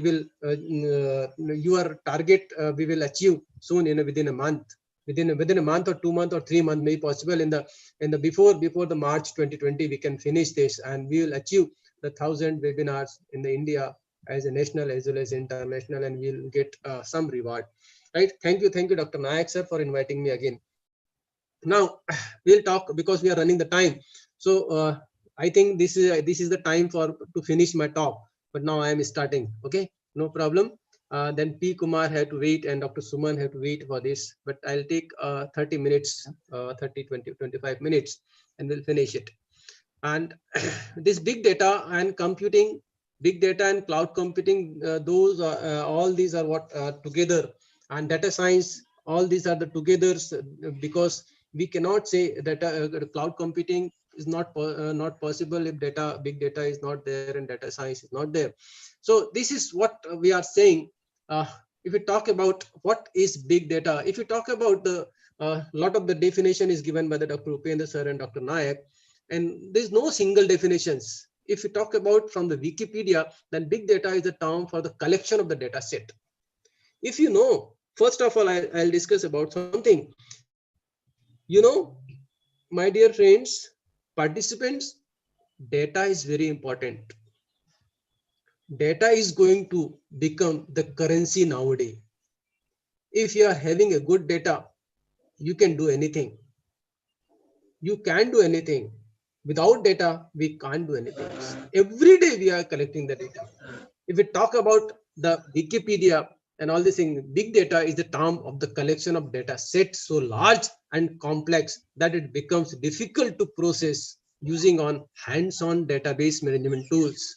Hands-on database management tools, what we are already having in the DBMS and other things, like in the Oracle and the SQL and all these things. It's very difficult to process it, very difficult to manage it, or in the traditional data processing through traditional data processing applications. These challenges include, what the basically challenges include: to capture the data, curation, storage, search, transfer, analysis, and visualizations. These are the very important points are there where we have the challenge to manage the data. Right? This is what the some applications, the trends of the large data set is due to the additional information derivable from the analysis of a single large set of the related data as compared to the separate smaller sets with the same total amount of data, allowing the correlation to be founded for the spot business trends. Like Dr. Upinder sir give the very good example of the bank, and right, so that the spot business trends determine the quality of the research, prevent disease like in the corona, link legal citations, right? So many things in the criminals. There are so many things are available where we can use the big data. If we talk about this is very brief about that, how the data. Initially, we are talking about the data. Data is not useful when it is useful only we compute it. Otherwise, data is meaningless. Earlier, the definition was this: data is meaningless. When you process the data, it will convert into, we can convert into the informations. That is what we are managing the data warehouse. In the data warehouse, all the data will be stored in the form of informations. In the data warehouse, we can store the data in the form of different dimensions, not in a 2-dimension. In the earlier case, data is stored in the 2 dimensions, like in the row and column, we can make a table. But in the data warehouse, we can store the information in the multi-dimensional form. Multi-dimensional in the form of cubes. And if the after that, now the decision making comes from this informations. If you process the informations, this data warehouse will use for to take the decisions.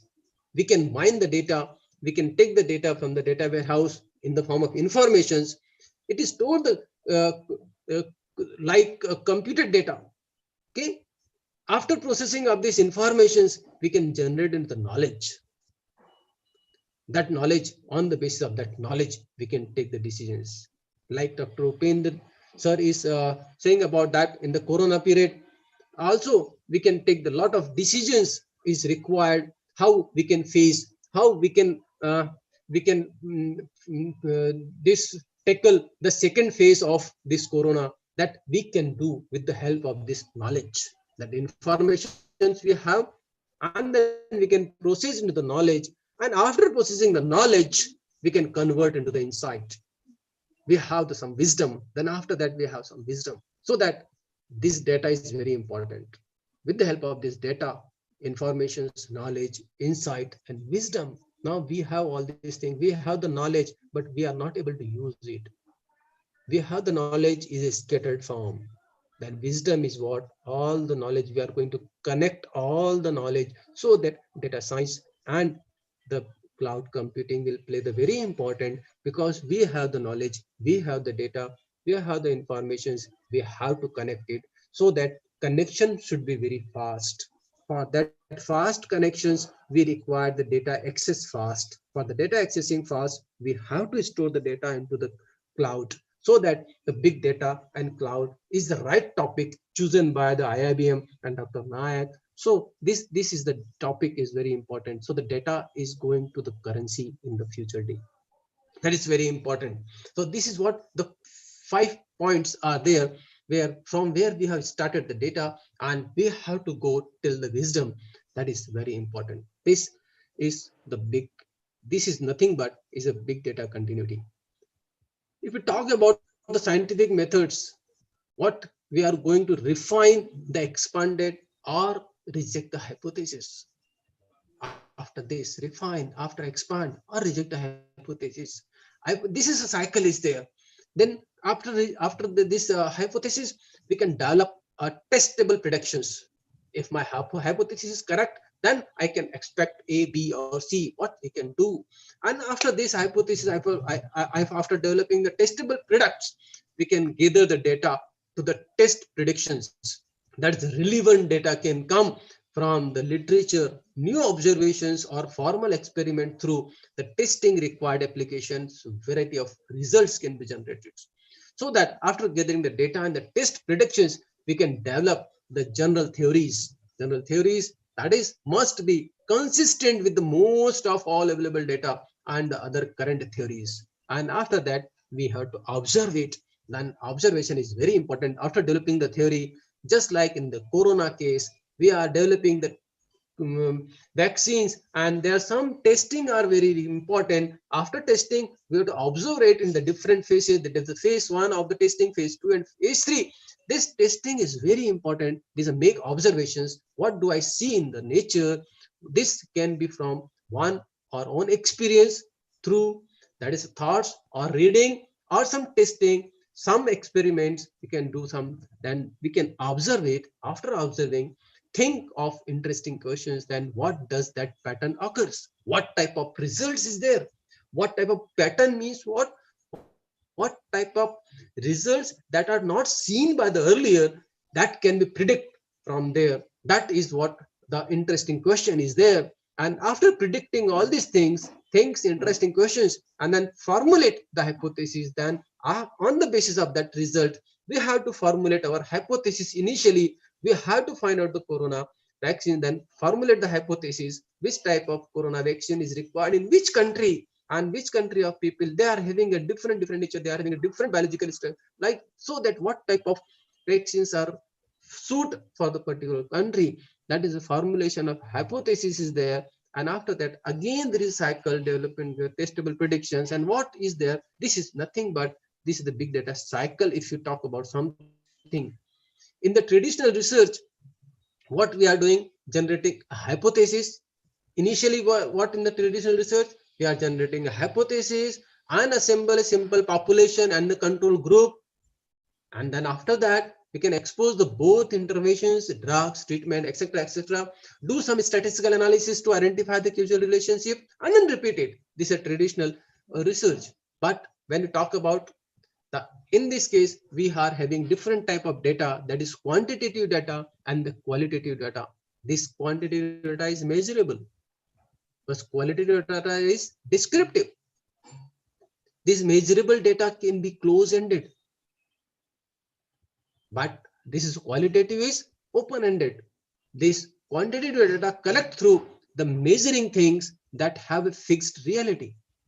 But in the qualitative, this is collect through the observations, like in the corona.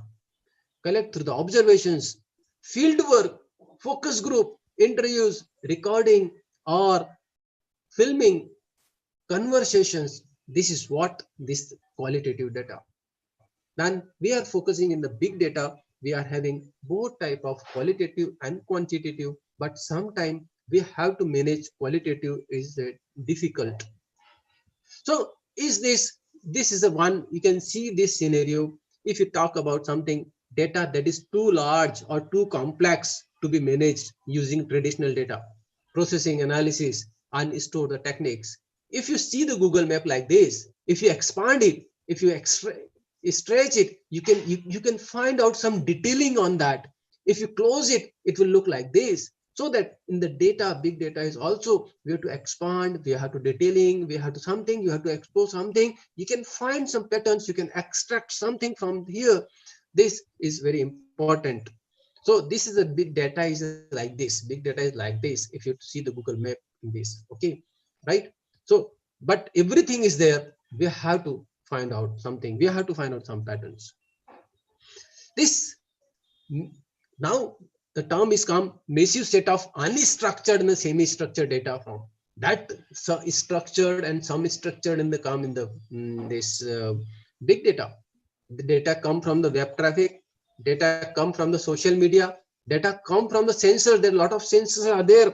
What the example is given by the Dr. Upinder Dhar is in the hospitals. What for the oxygen level, we can put one sensor in the oxygen level to check the oxygen level of the patient. If the oxygen level is below this, we immediately the doctor will consult. Otherwise, you have to take rest in your home. You can isolate in your home. So that there are so many sensors we can put for the corona patients. So on the basis of that, we can take the decisions. The data can be of petabyte.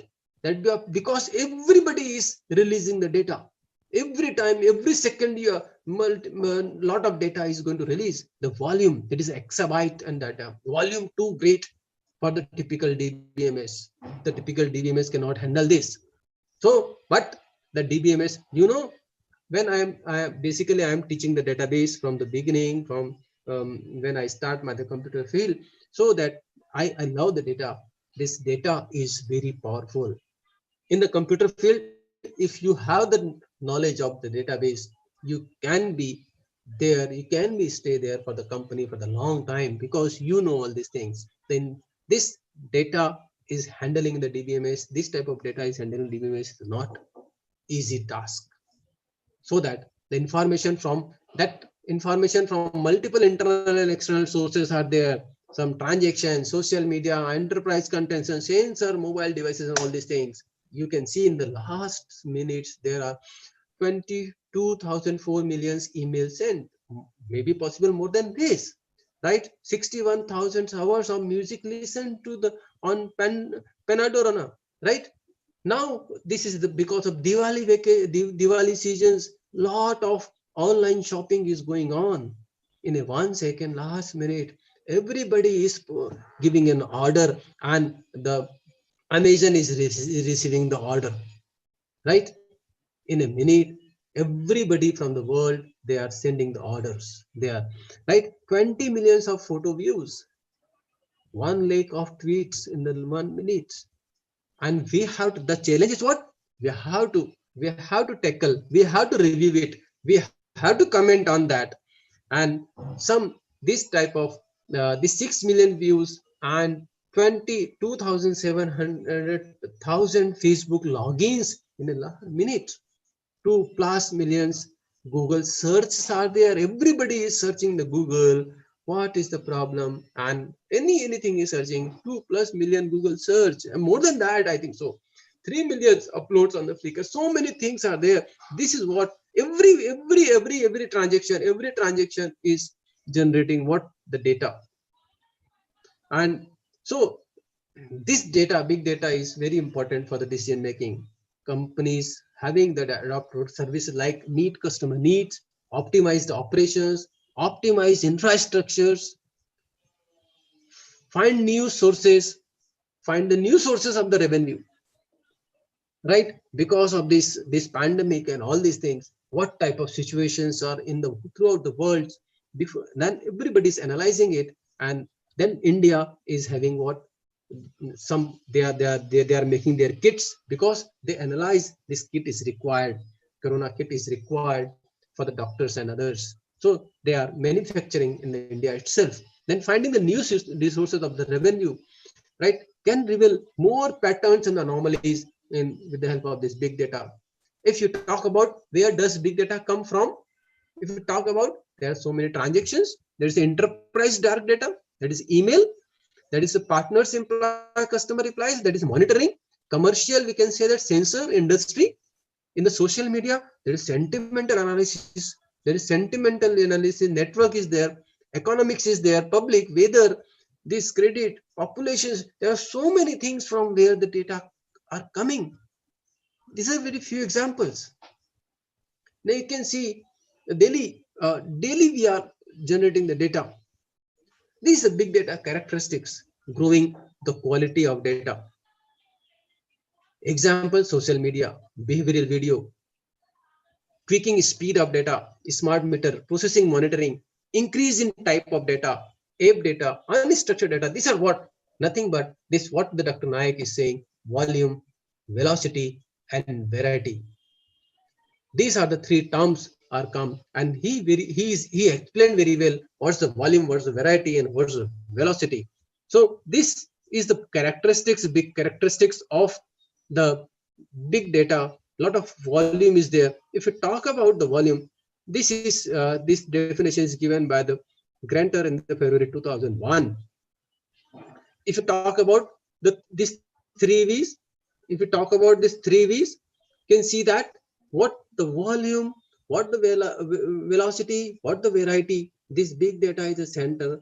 This is volume, velocity is the speed, variety is the complexity. Variety is nothing but is a complexity. If you talk about this big data, you can see the big data is nothing but is equal to transactions plus interactions plus observations. If you go in this side, this increasing the data variety and the complexity. If you go on the upper side, you can see the data in the size is increased from megabyte, gigabyte, terabyte, and the petabyte. Initially, we are working on the ERP, purchase detail, purchase record, payment record. We can go for the CRM, that is segmentations, other details, customer touch, and the support techniques. This, and after that CRM, we are going to the web. This is a web log, this history, testing, dynamic pricing, affiliate network, search marketing, behavioral, something. And after that, from the web, we are going to come to the big data. That is what the big data is nothing but is sensors, devices data, mobile web data, sentiment data, user generated content, and so many things are there. This SMS and these are what? Nothing but this. What's the problem is there?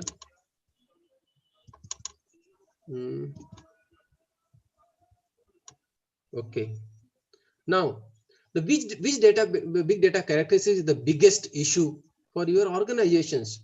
You can see that the volume of the data is 35%. Volume is a very big. Big data is velocity. How the data is come from where? Every time, every second the data is come is 60%. But the challenge is the variety of data is 40%. The data is come from the picture, data is come from the voice, data is come from text, data is come from the images, data is come from any means.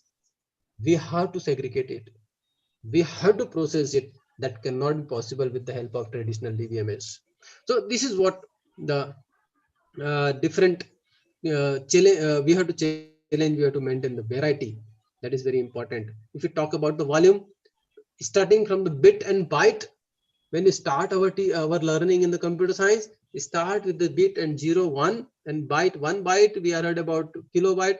I have written here the 1000 because otherwise the 1024 for the calculation purpose we have to check the zeros, right? The byte, kilobyte, megabyte, gigabyte, terabyte. Now we are things about terabyte in the mobile, petabyte, terabyte in the mobile. Initially when we started the work in the megabyte, in the 20 megabyte, 30 megabyte, something. Now very fast is changing are there in the technology. This terabyte, petabyte, hexabyte, zettabyte, yottabyte. There are so many things are there. You cannot. This is very confusing if you count about the zeros in the bytes. So these are what the volume of the data is coming. 90% of the today data has been created in just in last 2 years. Every day we create 2.5 data is enough to fill 10 millions Blu-rays disc. Can be 10 million Blu-ray disc is required to store 40 gigabytes of data will be created by 2020, an increase of 300 times from 2005. 300 times in the 2005. You can see how this volume is changed, and the equivalent of 5,200 gigabytes of the data for every man, woman and child of the earth. Most of these companies in US have the 100 terabytes or gigabytes of the data stored. This is the volume. Can talk about this something, the same thing, petabyte, zettabyte and something, volume of this data. Data volume, the same. This is what the data volume is. Okay, you can see the graph how the volume is exponentially increase. The exponentially data volume is increased exponentially. Okay, this exponentially increase in the collected or the generated data. You can see the difference. Okay, these are the very famous Twitter, Google and Facebook. 20 plus terabyte of tweet data every day. In the Facebook, 20 plus terabyte of the log data. Log data is what very small. So you can imagine that what's the actual value of the Facebook data. This Google is you cannot imagine what terabyte of the data every day Google is, because Google is taking the data from everybody is searching the Google now.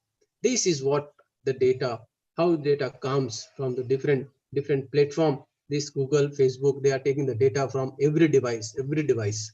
Okay, smart meter is also having, RFID tags are having, phones are having, devices annually. People to buy this. You can see the large hadron collider generating the 15 petabyte in a year. Earthscope. This Earthscope is what? Earthscope is a project, world largest science project designed to track North American geological evolution. This observatory record data over 3.8 million of square miles. 367 terabyte of the data. It analyzes something. Is very, you can, if you talk about the volume. Now you can talk about the velocity. Velocity, you can see that the velocity are analysis of streaming data. These modern cars have close to 100 sensor. These 100 sensor that monitor the items such as fuel level and tires and pressures. I visited the San Francisco, and there is one bridge is having around 120 sensors to check the bridge capacity for what? Bridge situations, bridge quality, because we are traveling on the bridge and we are very careful about that. Each and every sensor will give the information about that, the bridge quality, velocity. Sir, This namaskar, every sir. time, every car is having a sensor. So that 1 terabyte of trade informations during each trading sessions. These are what velocity. If you talk about the speed, the data is being generated fast and need to be processed fast. That is very challenge. We have to process for this. A lot of data is processed for online data analytics. So that's why come. So late decisions, missing opportunities is this. Example, e-promotions and healthcare monitoring. This Dr. Nayak is also focus on that. The big data applications based on your current locations, your purchase history, what you like and what you dislike, and send the promotions right now to store the next to you. Healthcare, sensor monitoring your activity in the case of corona, in the case of others, we can and every type of, in the healthcare, lot of things are there. Every time we are generating the data. In the heartbeat, we can see, we can monitor with the help of these automatic machines. And real-time fast data, you can see these are the Twitter, scientific instrumentation, social media network, and these mobile devices, sensor technologies and the network. These are what the velocity, if you talk about the velocity. Like customer, if you talk about the velocity, customer is having what influence behavior, customers influence behavior on the base of the big data. We can influence to the customer to buy and to purchase so many things. For the marketing strategies, for the IIBM can also use for these marketing strategies. They can include the big data in the MBA or BBA courses. A velocity analysis of the streaming data. There is every time you can see the data, even in the traffic also. This car is generating the data. Even in the toll naka, automatically car will pass without collecting money from by cash. That is what, again, they are storing the data, which car is passing from this toll, and how much they are having, the what speed they are going on. There are so many things are there in the velocity. If you talk about the variety of the data, different variety of the data is there. We are having the lack of time because 41 is there, and 30 millionth of the piece of contents. This is different type of variety of different type of video, audio, and then so many things. The different form of the data is coming. That is very important, structured and unstructured. In the case of earlier case, we are handled to structured data, but nowadays we are having a lot of unstructured data. This unstructured data is handling is very important in the case of big data. If you talk about the variety, there is a customer is having the data from the social media, from the gaming, from the entertainment, from the purchase, from our own history, from the banking, finance. There are so many things from where a single view of the customer is there. It's collecting the data and the different form of the data. We can see that, right? And in the if you talk about the variety in the 2020, the what happens in the internet minutes, this Facebook's 1 million, then text sends in the 60 seconds. In the this is WhatsApp is 19 millions text send, YouTube something, and Netflix is having now popular in the lockdown case, Netflix and Amazon. These are what these marketing companies are there, right? This you can see these downloads are there, emails are there, 190 millions of emails sent. Okay, there are so many. This is what 2020. This different type of variety of data is there, and we have to find out the pattern from that for the decision making. Trustworthiness of the data, origin, authenticity, trustworthiness, and completeness and integrity. That is also very important. This is the data. You can see like the data in the like a star. We can see this galaxy, like a galaxy data. Data is collected in the form of the galaxy. From the galaxy, we have to tag something. Right? Big data opportunities. These are making the better information, informed decisions, strategies, and discovering the handling insight. That is very important. Automating business process and complex event and transactions. Okay. Another thing, if you talk about veracity, this if you talk about volume, velocity, variety, and then talk about the veracity, where uncertainty due to the data inconsistency and incompleteness, ambiguities, latency, and all these things, so that the veracity is also play very harnessing. If you talk about the harnessing of the big data, start from the OLTP, online transaction processing. If you talk about online transaction processing, we work on the DBMS and all this thing in 1968.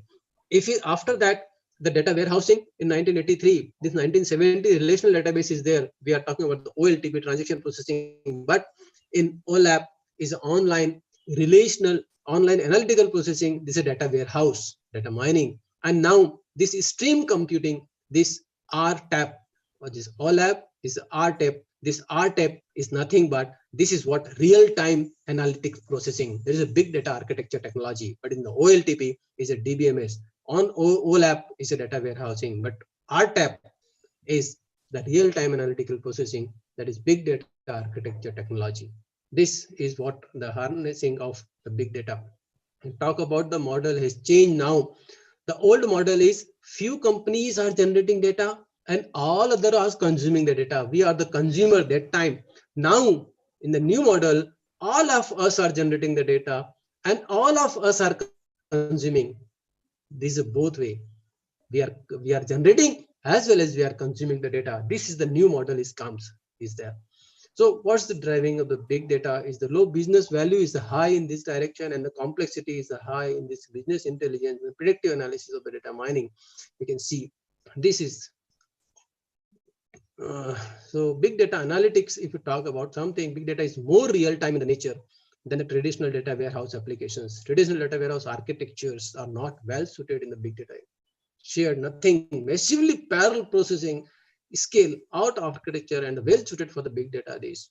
You can see that the big data landscape is, you think different types of applications are there, infrastructures are required for the big data. Data as a services and analytics, business intelligence, media applications, virtual applications, operational infrastructure, analytical infrastructure, different type of infrastructure is required. Infrastructure is structural database and infrastructure as a service. These are the technologies we can use, right?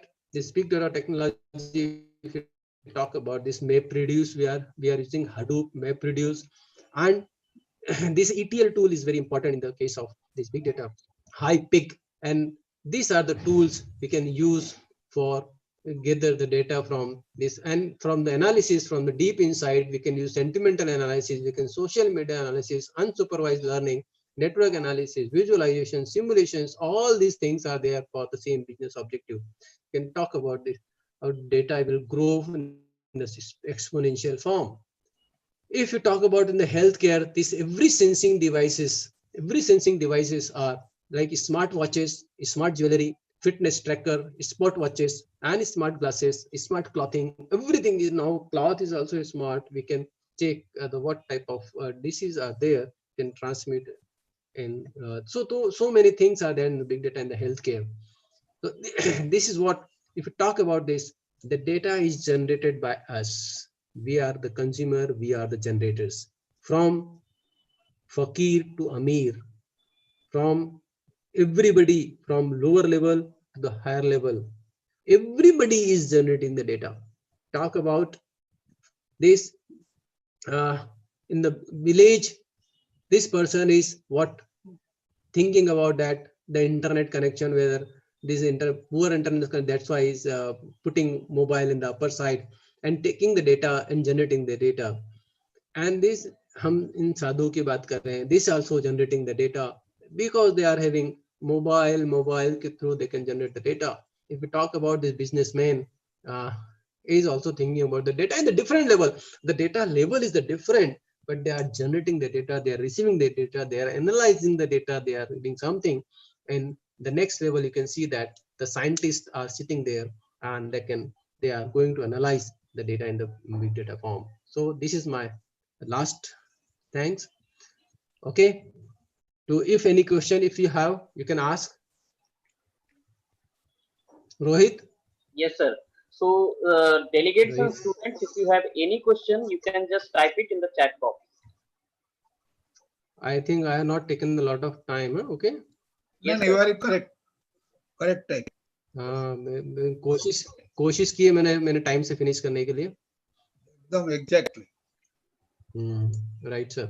Durgesh sir, I don't think if any questions, there is any question, sir. Thank you very much, Durgesh. Thank you so much for your excellent deliberation and explanation. A very nice and excellent slide presentation. Really, you are always a very good wisher and well wisher of the Indian Institute of Business Management, and the CSI is in your heart. There is nothing to be told. That's very good. Thank you. And I must have to acknowledge your great work that you did, and for the society, for your institution, for the CA Computer Society of India, and for the learner and the researcher as a mass, you did a great job. Thank you very much. Thank you. Thank you so much, Durgesh sir. Thank you, sir. Thank you. Good afternoon, P. Kumar sir. Good afternoon, sir. Good afternoon. Sorry for the late, but I started also late. I have to thank you. Thank you, sir. Thank you. Thank you. So thank you, Durgesh sir. With this, we will move towards our next session, that is our keynote address second. And for that, I like to welcome Dr. P. Kumar. But before we proceed, let me introduce Dr. P. Kumar. Dr. P. Kumar is the Professor and Director, Alumni Affairs, and has been with Rajlakshmi Engineering College since June 1998.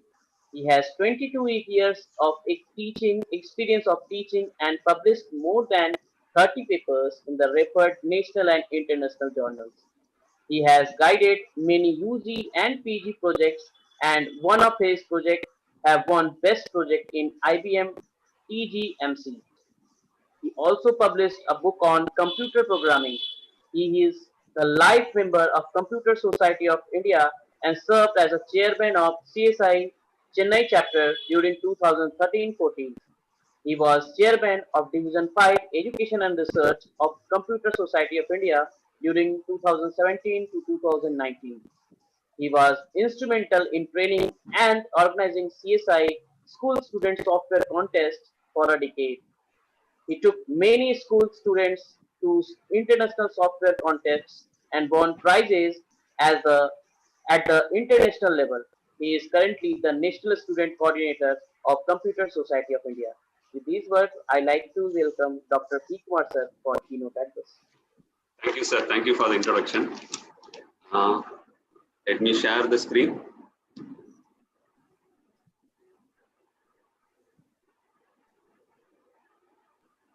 Sir, please share, sir. Yeah.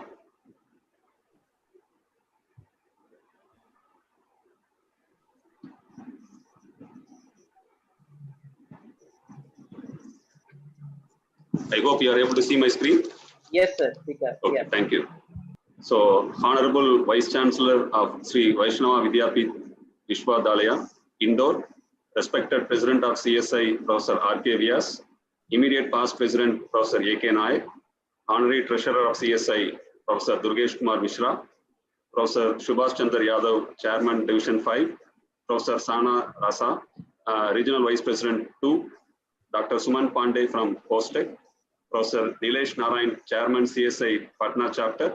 So, I great pleasure in attending this program. Very good afternoon.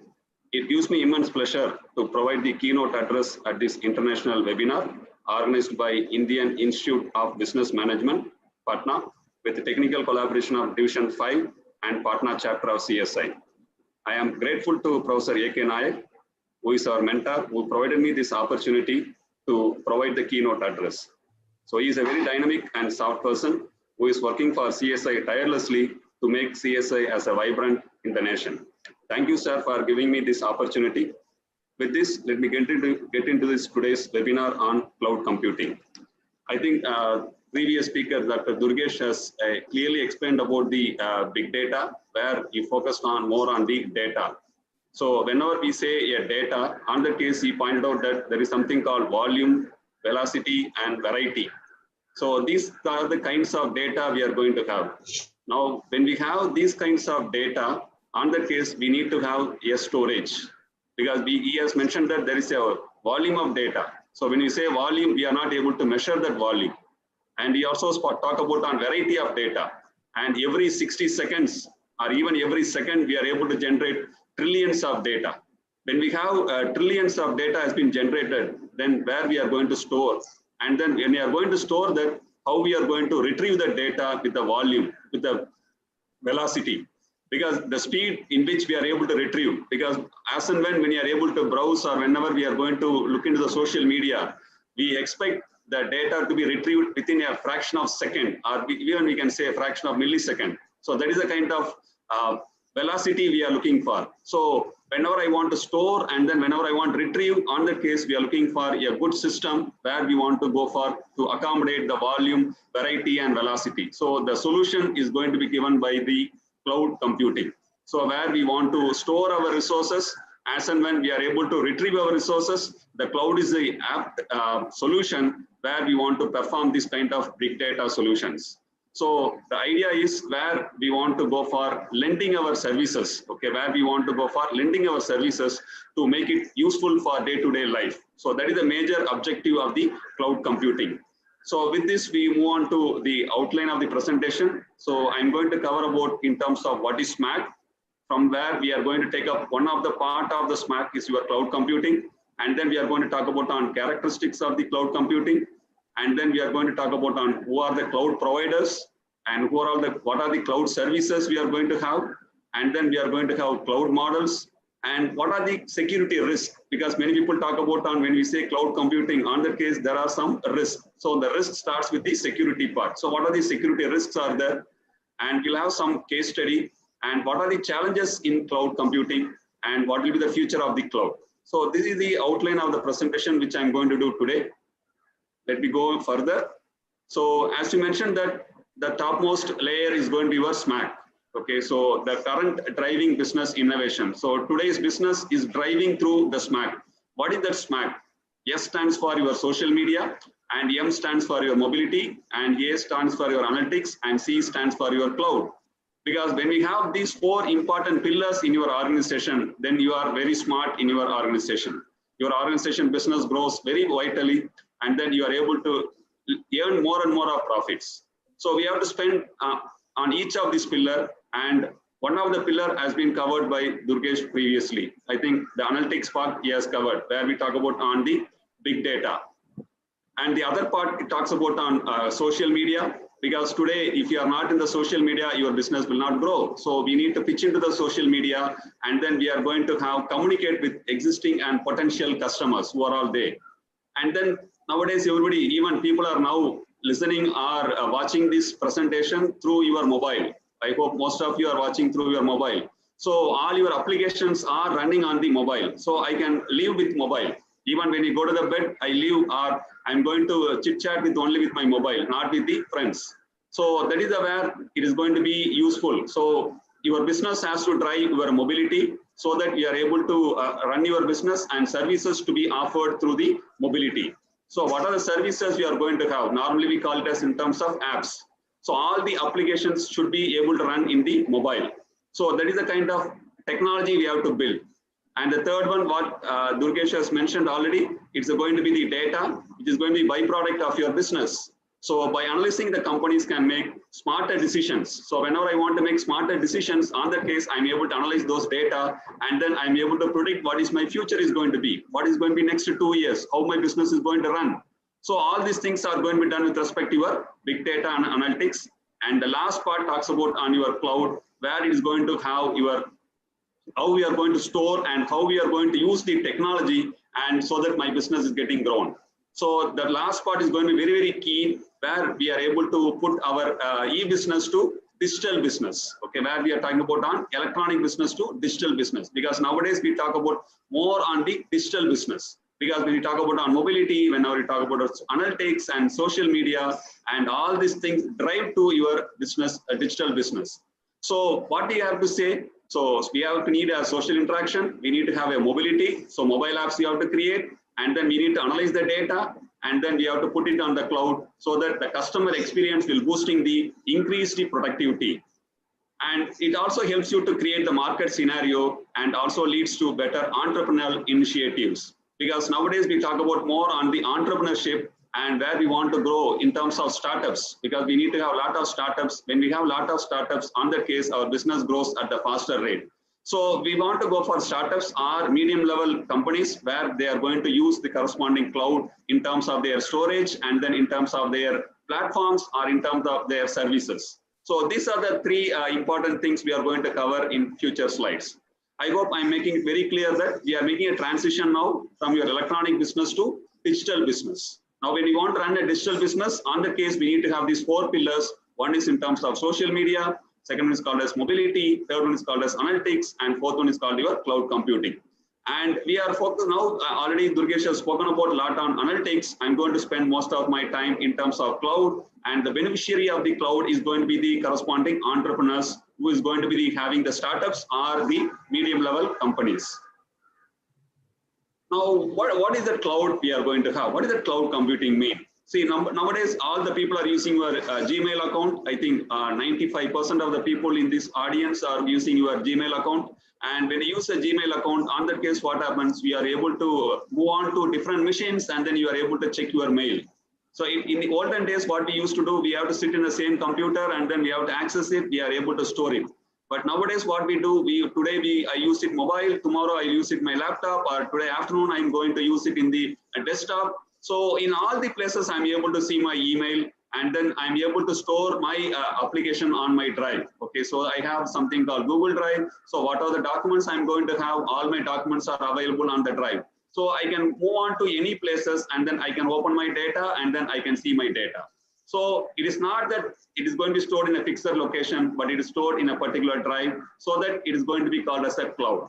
That is what we are making it as a cloud. So it is a kind of service is going to provide to you. So whenever I want to check your mail and I want to have a service, and those services are given by either in terms of a Dropbox or in terms of your Google Drive. And what is the cloud computing services? So it is basically, it provides services to servers. I can rent a server, I can rent a storage, I can rent a database. I need not hold, because I may not be the owner. I can also rent for networking. I can also rent for a software, because today I need to use MS Office, for example. If I want to use, on that case, what I'm trying to do, I can go for renting it. So today alone I can use it, so that I need not be the owner for it. So the cost goes down. Okay, so whenever I want to buy Microsoft Office, it costs about 7,500 rupees. But if I want to use for a per day, I'm going to spend about 100 rupees, which is going to be cheaper for me.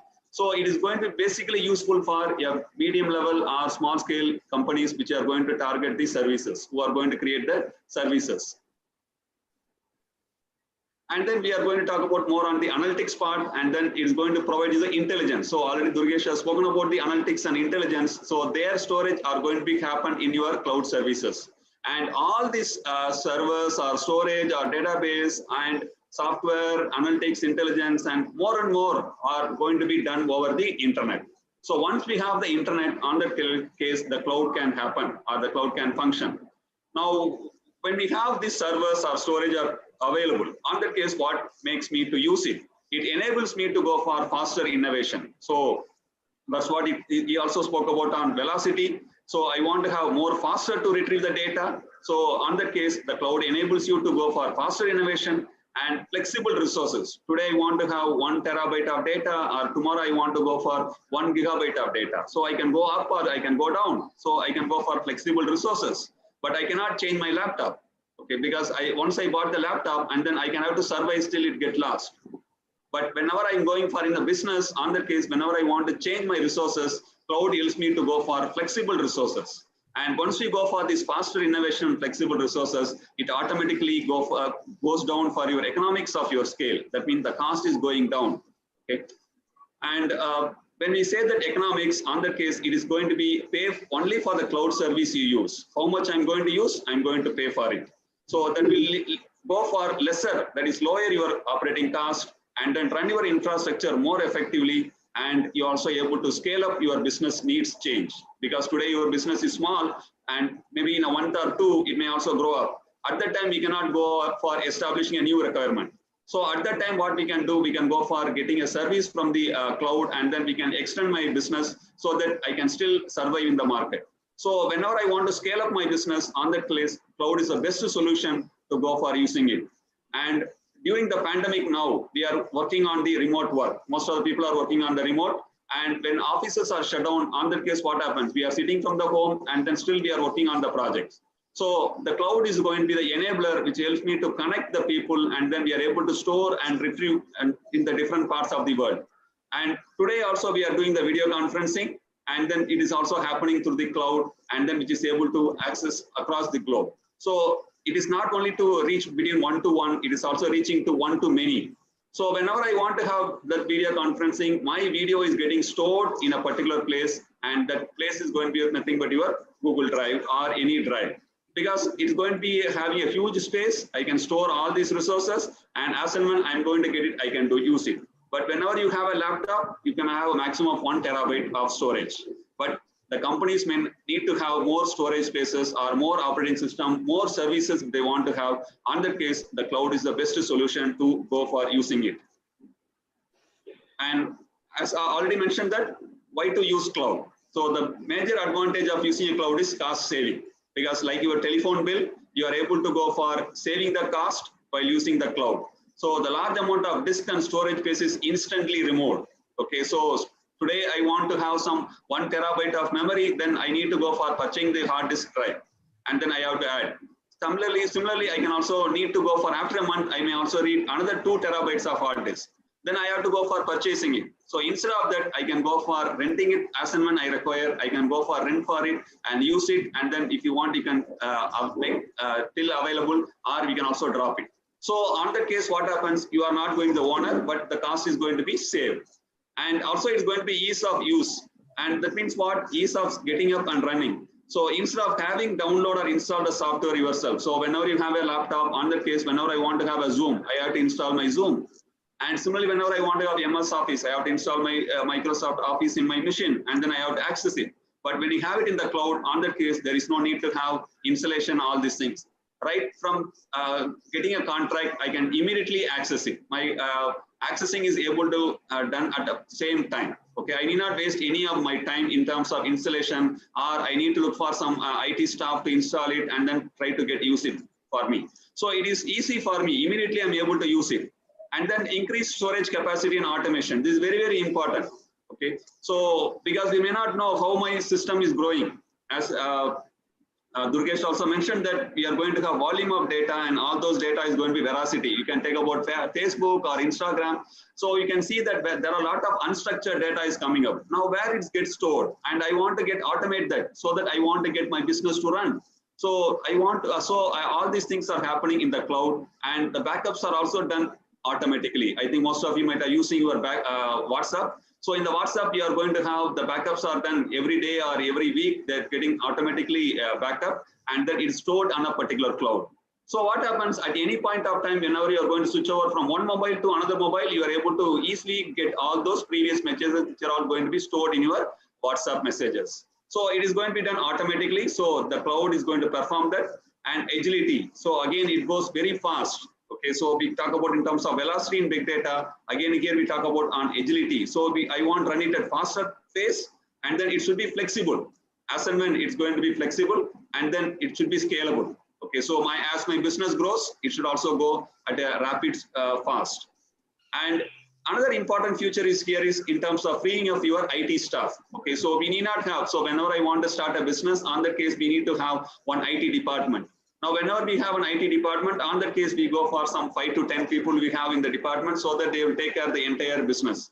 But now when we go to the cloud, on that case, what happens? Your servers or your storage and your services are going to be managed by the cloud managers. So your IT staff is getting reduced so that you may have 1 or 2 system administrators so that they can manage with the cloud. So the maintaining the server and fixing the bugs or taking care of the softwares are done by the cloud people itself, so that your staff is also getting reduced here.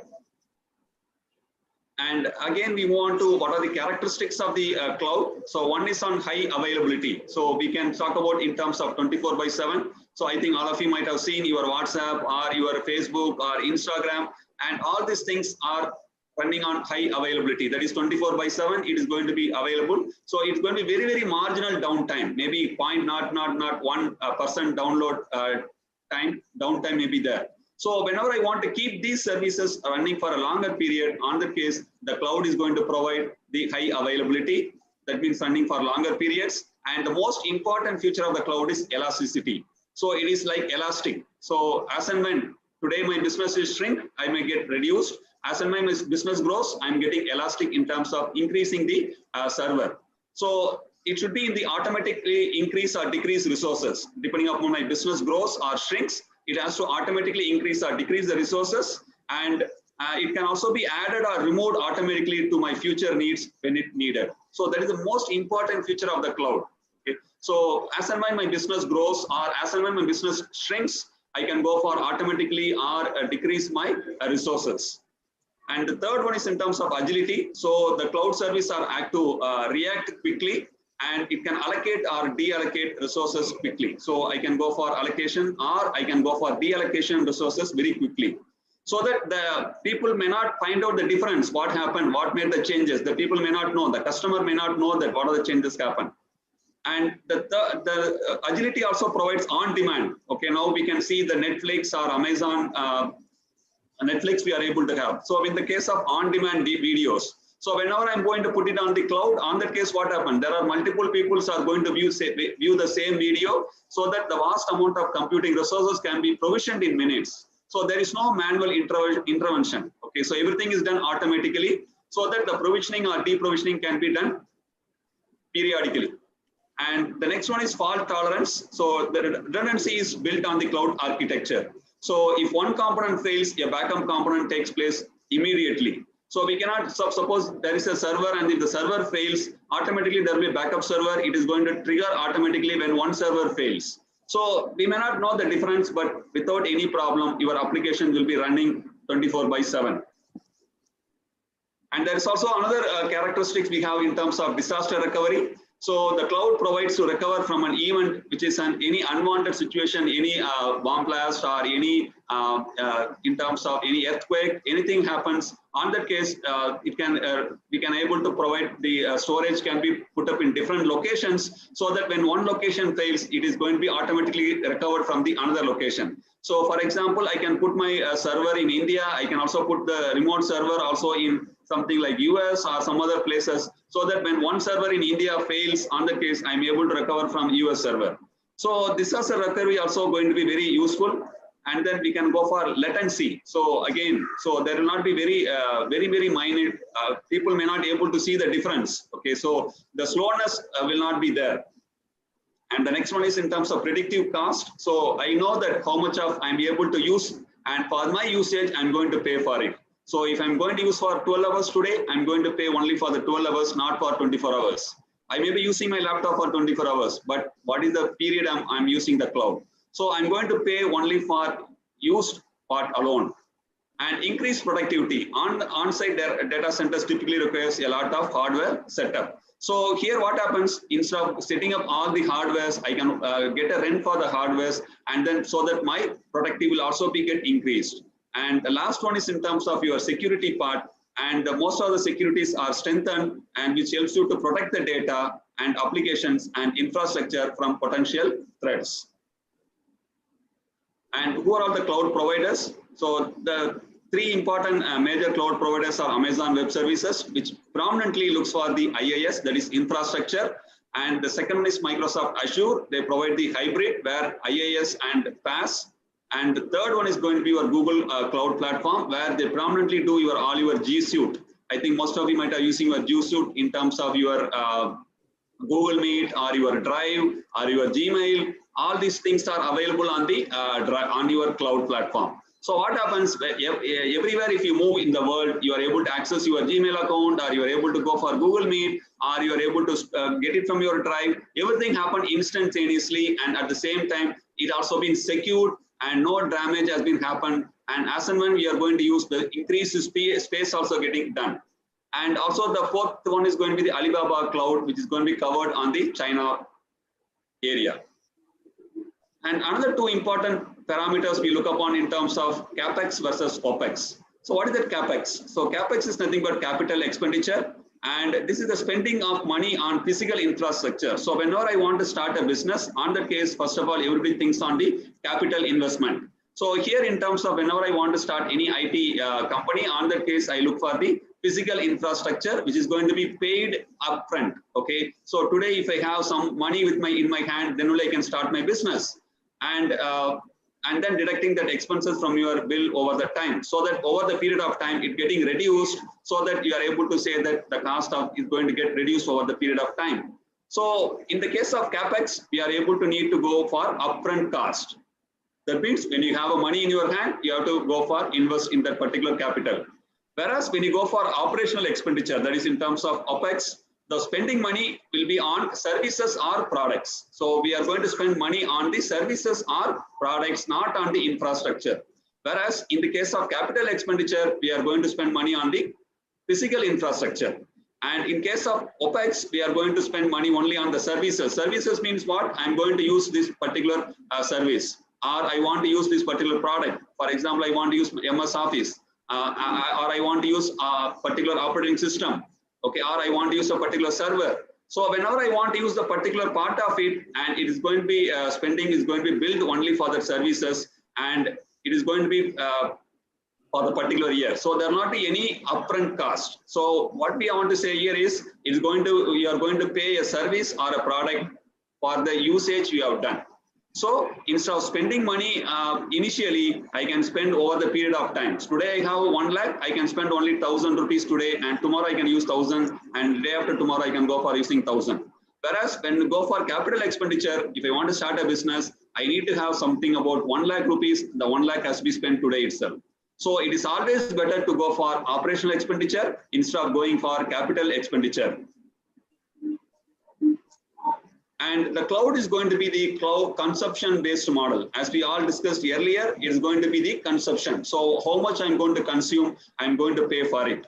So the end user, which is nothing but the customer, is only going to pay for the resources that they are going to use. And what are the benefits? There is no upfront cost. So I need not spend 1 lakh today itself. I can spend only 1,000 rupees today. So which is going to be easier for me. And no need to purchase and manage costly infrastructure that may or may not use for the fullest form. Today, I may think that after 10 years, my server go for fullest capacity, but for that case, I cannot buy the server today.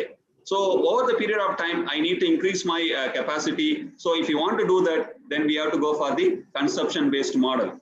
And the next one is going to be in terms of ability to pay additional resources if and when they are needed. So only as and when we need additional resources, we are going to pay for it. So for example, today we need to have a printer, I can pay for the printer today alone. So instead of owning a printer for a longer period, I can have only for the additional resources. And also at the same time, the ability to stop paying for resources that are no longer needed. So today, if I don't need any resources, I can stop it and I need not pay for it. So that is the basic advantages of the consumption-based model, which is being used in your cloud. And what are the cloud models we are going to have? This is again very, very important topic. What are the cloud models we are going to have? So as you mentioned that we are going to have a rent a server or rent a particular service or a particular platform. So whenever I want to have this kind of thing, on the case I have to choose a model. So there are 3 kinds of cloud models are available. One we talk about on public cloud, second is called as private cloud, third one is called as hybrid cloud.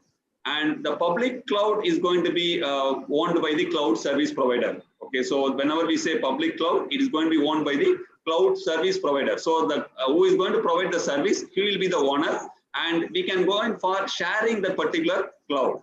So in this public cloud, the resources and services it will provide resources and services to multiple organizations and users. So that means what? This is the particular organization and this is the particular cloud, and in that cloud there will be n number of users can share it. Okay, I can share, this is one organization and this is another organization, this is another organization. There are 3 organizations are available, and these 3 organizations can share a particular cloud. So that is called as a public cloud. So that means what? It provides resources and services to multiple organizations and users who connect to the cloud via secure network connection, typically over the internet. So that means what? A particular cloud's resources can be shared via multiple organizations. So he will not be the owner. He is only going to share the resources. The owner will be only the cloud service provider will be the owner. So that is what the public cloud. And the second is called as a private cloud. So it is going to be owned and operated by the organization, not by the cloud user, not by the cloud. So here and uses the cloud. So the organization remains the owner, and they are responsible for the operation of services they provide. So they are the owner. So that means what? The single organization. Okay, so we have the single organization. So the single organization is going to keep all the data, storage, everything are going to be kept for their organization. So for example, nowadays government is telling that, Indian government is telling that you have to keep the private data in a particular private cloud. So when that is the case, on that case, I need to go for private cloud, not for the public cloud. So the government policies which are specified so that the data should not be moved out of the country, on that case, they need to go for a private cloud so that the cloud is going to for the particular organization. So whenever I want to keep the data privately, not as a public, then I have to choose for the private cloud, which is going to be slightly costlier than your public cloud. And the third one is going to be your hybrid cloud. So it is a combination of both public and private, allowing you to run your application in most appropriate location. So sometimes people will say that some of the things may be put it in public and some of the things can be put it on the private. For example, the government policies can be put up at the private cloud, and which are all going for not important things are available, they can be put up on the public cloud. So for example, whenever I have a medical data that cannot be exposed publicly, so those details can be put up in the private cloud, whereas your user information like what about the nature and all these things can be put up on the public cloud. So medical records can be put up in the private cloud, but user information can be put up in the public cloud. So whenever I want to access that medical records, I need to go to the private cloud and then access the particular data. So we say that hybrid cloud is a combination of your public and private cloud. Now, what is the comparison between these three models? Now, which model I have to choose? Okay, I have listed out all the three models. Okay, public, private, and hybrid. So whenever I go for a public, on the case, I don't have any capital expenditure. Okay, no capex. Okay, I don't have any capital expenditure. So I'm going to only consume. Okay, so you need not have to buy a new server to scale up. And then agility is provided. Application can be, so today I have one server, tomorrow you may ask another server. So you can go for scale it up.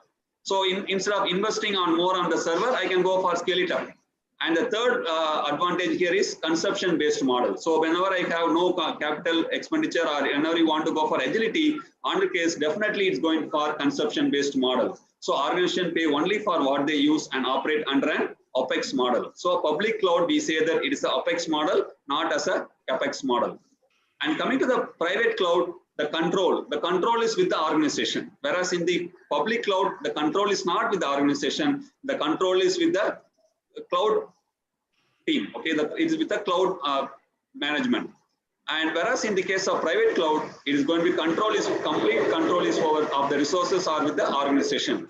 And again, security also having the full control with the organization. So the security part and the control part are the two important parameters are available in the private cloud. So slightly the cost will be increased. And the third one is going to be a hybrid cloud. So whenever I want to have any flexible, that's what I told you. Some of you might look for some portion of the in public cloud, some portion in the private cloud. On that case, we want to have flexibility on that, then I can go for hybrid cloud. So when a hybrid cloud is set up, an organization can determine whether to run the application in a private cloud or in a public cloud. And it's again compliance. So depending upon the government compliance, the organization maintains that some portion of it in the public cloud, some portion of in the private cloud. For example, in the US, they talk about on HIPAA, and similarly, Indian government also now coming up with all the data, that is users' data should not be put up on the public cloud. So now organizations, the compliances are also put up on the private cloud, not on the public cloud. Now this next part is on cloud services. So we are already talked about on cloud, and now we talk about what are the services a cloud can provide. So there are three important cloud services are available. One is called as infrastructure as a service, which we call as IaaS, which is going to be infrastructure. So infrastructure means what we have whenever I want to build an organization. In building an organization, what are the which are the capital requirements you are going to have, that becomes your infrastructure. So similarly, I'm going for IaaS as a rent and infrastructure. Whenever I say IaaS, on that case, I want to go for rent the infrastructure. I may not be the owner, but I want to consume that IT infrastructure. Now, what are the things comes under your IaaS? So we can rent a server, we can rent a virtual machine, I can rent a storage, I can rent a networks, I can rent a data center from the cloud provider. So these are the possibilities I can do in your IaaS. So I may not be the owner, but I'm going to consume this infrastructure so that I can start up my new business, or I can be a new midterm organization. So when we do this particular renting option, on that case, I can go for pay as you go basis. And it's an instant computing infrastructure which is being provisioned and managed over the internet. So I can go for getting a server and storage. I can go for networking, firewall, security aspect. I can go for renting a data center and then building. So all these things can be done using your infrastructure as a service. So I need not be the owner. I can go for renting a server and then I can start using from day one. Otherwise, what happens? I need to procure a server which is going to cost you about 20 lakhs and I want to invest on capital X. So instead of avoiding that capital X, I can go for only the paying as a rent services. The second one is platform as a service. So the platform is nothing but where we are going to, once we have the server, in the server, I want to run some platform. For example, I want to have operating system, or I want to have some Oracle database, or I want to have some MySQL server. So all these things we want to have, then that comes under your platform. So I need not be the owner of the platform. So PaaS provides an environment for building and testing and deploying software application. So whenever I want to deploy an application, whenever I want to test an application, whenever I want to build an application, so whenever I want to build, I need a database backend, I need a front-end tool. So these things are provided by the platform as a service. Again, I need not be the owner. For example, somebody may need Adobe, somebody may need some Microsoft Office, somebody may need Oracle database, somebody may need MySQL server, somebody may need Windows 10 operating system. So when we want all these things, I need not purchase immediately. I can go for getting it as a rent. So the goal of PaaS is to help create an application. So whenever I want to create an application, the PaaS is going to be helpful and without having worry about managing the underlying. So whenever I have infrastructure is ready, then I'm over the infrastructure. I can go for adding an operating system so that my server is going to run. And similarly, I can put my database tools or development tools like Adobe, or I can go for using some Oracle and any business analytics tools. I can put it on the tools on the front end so that I can develop any applications. So whenever I want to develop any application, on the case, I need to have an infrastructure, I need to have a platform. Now, once we have these both are available, I can create my own application. Third one we are going to have is SaaS, software as a service. So here we are going to create a software and then put it on the put it as a service so that the people can consume this particular service. So the services are going to be useful for the end customer. For example, you have a banking application. When you have a banking application, on the case, we can have something called loan section. In the loan section, when you have one service called interest as a service. Now, every time I need not write an interest program so that I can create interest as a service so that all the banks can consume that interest service. So that what happened, the lines of code is getting reduced and immediately I need not invest on the software developer. So the services are already available. I can consume those services which are all useful for me. For example, I can introduce the date application. I can introduce in terms of clock, or I can introduce in terms of lot of services are available in the market. So I can use those services in developing my own applications. Now, for example, the company may not invest on email application. The company may not invest on calendar application. So those things are available as a service so that I can consume that particular email service or I can consume that particular office services to the end users. And that can be done by using your software as a service. And software as a service is typically licensed through a monthly or annual subscription. So email can be available for an annual subscription. Nowadays we talk about in terms of Zoom account, or now somebody can talk about on Google Meet account. So those things are as a service. Okay, so as and when today I want to use for 1 month, or I can use it for 1 year, I can use those things as a softwares are available. I can use those services.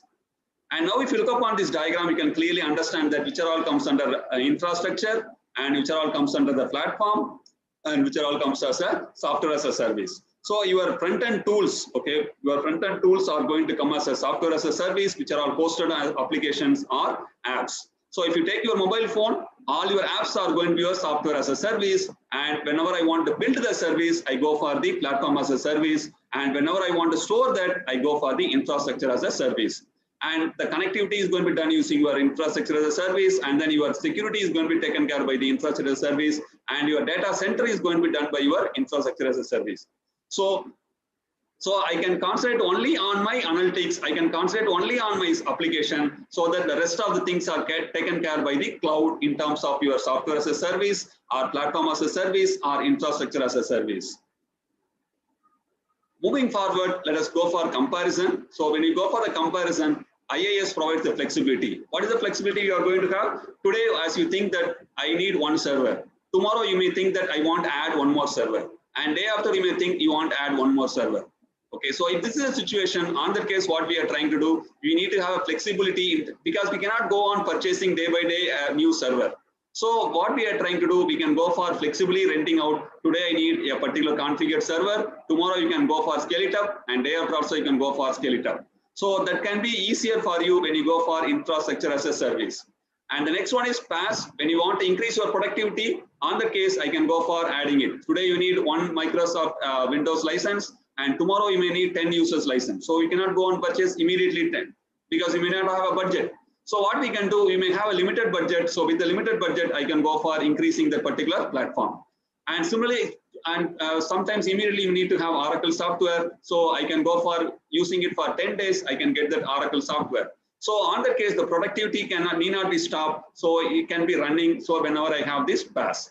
And the third one is going to be the software as a service, where the services are going to be done on pay as you go pricing model. So users pay the software as you go for subscription model. So typically you can take an example of your Zoom account or your Google Meet account or your Microsoft Team account. All these things are software as a service. Or even you can take your G Suite is also a software as a service. Now let us go for again still some more better way of understanding the cloud services control comparison. So whenever I want to start an organization, okay, whenever I want to start an organization, you can just look upon the on-premises. Okay, so if you take on-premises, you can take about in terms of applications, data, runtime, and middleware, operating system, virtualization, server, storage, networking. These things has to be created by the organization because I have to invest money on all these things. Okay, so I need to invest on server, I need to invest on storage, I need to invest on operating system, I need to invest on where I'm going to have on data, I need to invest on applications. So all these things and security, all these things are going to be invested by me. Okay, so I need to manage. So just you can think of all the blue colors are going to be managed by me. And if you go for IaaS, suppose I'm going to use only IaaS. Okay, if you take IaaS alone, on that case, the IaaS is going to provide the networking, storage, servers, and virtualization. So this will be taken care by IaaS, and the rest of things are going to be managed by the organization. And if you're going to take PaaS, on that case, still the OS, middleware, and runtime are going to be managed by the PaaS, and the IaaS is going to take the remaining part, and you are going to take only the application and data. So you are going to create your application. But when you go to the services, software as a service, on that case, the entire thing is going to be taken care by the software as a service. Okay, so you need not go for huge investment. So you can go for minimal investment. On that case, you can take care of your application.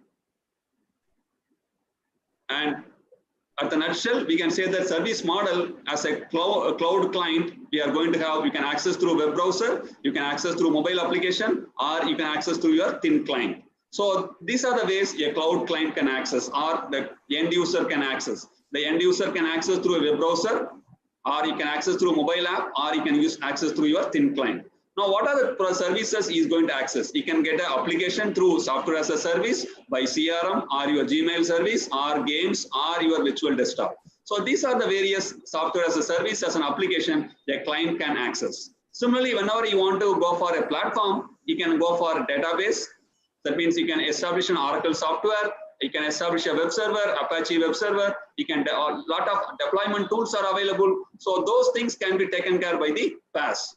And the last one is going to be in terms of infrastructure. So if the client wants any virtual machine or any servers, they want to have any storage because the storage is enormous, and any networks they want to establish, and all these things are taken care by the infrastructure. And the most important part of the cloud is security risk. People talk about more on how far cloud is secured.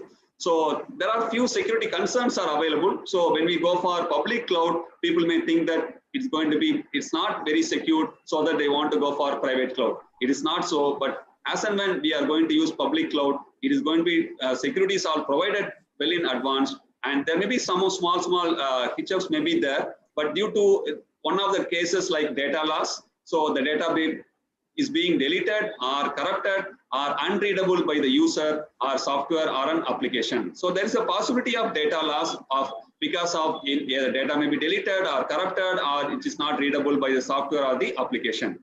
And the second security risk is being on data breach. Some confidential data is viewed or accessed or stolen by third party without the authorization. So privacy is not maintained. And third one is in terms of account hijacking. So a bank account or email account or social media account can be stolen by the hackers to perform unauthorized activities. And the fourth attack service security is in terms of denial of service attack. When the system receives too much of traffic, because due to some discounts, people may think that there is people want to rush to that and then they want to buy, but there may be a possibility of attack so that the server can be down. So these are the possible security risk may be available, but due care can be given to protect this type of security risk. And since we are going for the pre-lunch, I thought one case study I can give you so that people may be very hungry. So let us go for a very interesting one case study so that we are very much clear on what is learned so far. So I have taken one case study. So how to explain about the cloud computing so far in terms of cloud provider or in terms of cloud services. So one is in terms of Netflix. People are very much clear about the Netflix. So the Netflix is to watch licensed video on demand. So that means what? Lot of videos are available and those videos are stored in a particular place and their storage is on the cloud. So they are using infrastructure as a service, and then they follow the subscription model, and then they are going to use pay as per the use. So we are able to provide video as and when required by the customers. So it is going to be subscription model and they pay a fixed sum of money to Netflix either monthly or annually. So they provide the infrastructure as a service and then they are providing in terms of software as a service. So what happens without owning a car, Uber is doing that business. Okay, so they are doing the infrastructure as a service, platform as a service, as well as software as a service. So you can take a case study as a Uber, where we talk about more on the cloud platform. And another example I have taken is the new Pizza as a service. I have taken a very interesting example, that Pizza. So if you want to start you want to create a pizza, okay, I want to make a ready-made pizza. So on the case, what happens if you want to do everything on your own, okay, I want everything to be ordered on your own. I want to make it as in my home, okay, so we call it as made in house. So we need to cook a pizza, we have to put a topping, and we need to have a duff. So that means what? We start with the kitchen, okay, I need to have a kitchen, and then we need to have a gas, and that means we need to have a stove for it, and then we need to have a oven, and then we are going to have a pizza dough and then toppings, and then we have to have cooked the pizza. So these are the things to be made available in my kitchen, and then I have to make it ready for a pizza. But at the same time, if I have an infrastructure, okay, if I have an infrastructure as a service, okay, now on that case, what happens? I can go for renting a kitchen, I can rent a gas stove, I can rent a oven. I can spend only on the corresponding dough or toppings or on the cooking a pizza. Third one, I can go for platform as a service. So here still I can go further, where I can go for pizza dough also, I can get it ready-made, so that I can put only toppings and cook the pizza. And the fourth one is now what people used to order from Domino's or Pizza Hut, where we as a software as a service. So everything we are getting as a service, so you are going to pay for it, and then your pizza is delivered to you. So you need not going to own for a kitchen, you need not own a gas, oven, dough, toppings, or cook a pizza. So everything is made as a service, and then you are being delivered to the user. So you are going to pay for it, and you are going to eat for it. So we can say that depending upon the type of organization you are, you have to choose the appropriate infrastructure as a service, platform as a service, and software as a service. And the challenges we are going to have. Okay, so just I will take another 2 minutes and finish it up. And the challenges we are going to have in terms of security is one of the challenge, privacy, and then interoperability, because we need to go for multiple networks are available, because I may use one network and other people may use another network. So interoperability is there. And portability. So I am using one cloud today, I want to switch over to another cloud. For example, today I may use Amazon and tomorrow I want to move to Azure, how portability is going to be taken care. And then computing performance, how the performance is going to be improved from one service provider to another service provider, how the reliability and availability is going to be available. So these are the various challenges we are going to have while deploying the cloud. And my last one, what is the future of the cloud? So it is going to, how far we are going to pair with 5G connectivity. So today we are using a lot of cloud platforms. So how far we are able to connect with the 5G, because nowadays 5G is coming up. And the next one is IoT. So a lot of data we are able to have, and how the IoT is going to done. And already Durgesh has spoken more about the big data. So how redefine how people to go about daily lives. And the last one is in terms of quantum encryption, which will give you an unbreakable and robust security mechanism for cloud computing. So this will solve all your security concerns, because whenever we say cloud, people have only the major concern is on the security part, and that major concern will be overcome by the cloud encryption, which will give an unbreakable and robust security mechanism for cloud computing. Okay. That's all about the cloud computing, the topic, and thank you. Thank you so much, P. Kumar sir. It was a really time. No sir, no sir. It was quite good, sir, and it was a tremendous presentation from your side, sir. So thank you so much once again, P. Kumar sir. Now we will. Thank you, P. Kumar ji. Thank you, sir. Thank you, Nayak sir. Thank you, Durgesh sir. Thank you. So now we will move towards our next session, that is our invited address. And for that, I like to welcome Dr. Suman Pandey. Dr. Suman Pandey, she received her PhD degree from Congo National University 2020 and MS degree 2009 from Postech. She did her undergraduate from Makhanlal National University of Journalism in 2002. She was an assistant professor in Catholic University at Daegu in CSE department from 2011 to 2018. She also served as a researcher in Postech from the period of 2010 to 2011, prior to which she worked as a senior software in Nest Technologies India from the tenure of 2003 to 2007, as software engineer in Dharma System India from 2002 to 2003. Currently, she is a postdoctoral fellow in Postech since March 2020. Her research interests are streaming SDN, CCN, and edge cloud computing and network intelligence. With these words, I like to welcome Dr. Suman Pandey ma'am for invited address. Please unmute ma'am. Thank you very much, and thank you for the nice introduction. First of all, I would like to thank Professor Nayak. I think Professor Nayak is like a lamp in our dark lives. I still remember my undergraduate days because that time we are very young and just out of the high school. And because of the background and stuff, there are so many students who don't have enough opportunity to prepare for the competition, go some nice colleges and study some good courses. At that time, Professor Nayak was like a lamp in the dark for us, for many students like us. Thank you so much. Thank you. About 500 students in my batch itself. So all of us could study computer science because of Professor Nayak. And later, those who had enough caliber could make it big. But still, it was really a good opportunity provided by Professor Nayak in a place like Patna. So I really thank Professor Nayak for that. If he were not there, if he didn't had the institute, I probably would have been something else and would have been married and would have been just cleaning dishes or something like that.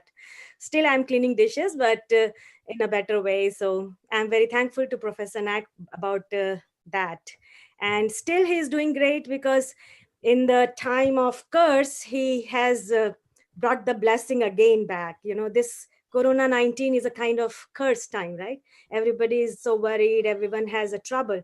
But even in this dark time, he's kind of lit a light with these kind of webinars and trying to reach to some students and trying to teach again. So I think this is very incredible. And my respect is always growing for Professor Nayak. I'm very thankful to him and always see him as a father figure.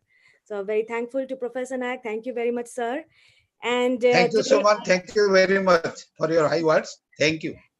And today I attended this webinar. There were so many information. I really liked Dr. Durgesh Mishra's presentation. It was full of information. There were too many intakes from that presentation. Thank you very much. And it really explained the big data so well. And then after that, Professor P. Kumar's presentation, which was focused on cloud computing. So after learning about the big data, the students and even me can learn something about cloud computing. He covered almost all aspects of the cloud computing, from COPEX to OPEX to SaaS and all kind of aspects of the cloud computing with examples and use cases. It was really good presentation. Thank you very much. So with this, all the information, I don't have much to add, but still I think there is something new in my presentation that probably will help some students. So before going to my presentation, I would like to recommend students to use this book. This is a machine learning book because machine learning is a hot topic now in the industry. If you are good in machine learning, Then you can develop a microservice, you can deploy it on your cloud, and then you can experience these kind of things. So I would recommend this has one chapter about how you can make your own microservice and deploy it on a cloud. So I'm also learning from this. So I recommend all my Bihar students to take yourself beyond your capacity and your glass ceiling and learn machine learning. Okay, so this is just my words of encouragement. And I would like to share my screen. I have a small presentation. I prepare only 5 to 6 slides, but I would like to show it to you all. Why is that I'm not able to share my screen? Please share it somewhere.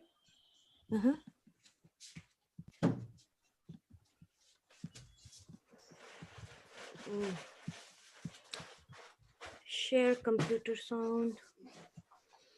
Oh, okay, share. Okay. It's always asking me system preferences. Wow, that's wrong. Can you see my screen? No, I'm not yet, ma'am. Oh, really? Oh.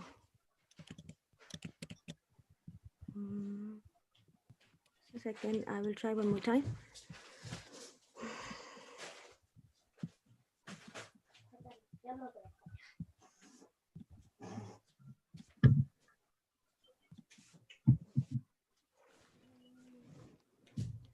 System preferences to grant permission.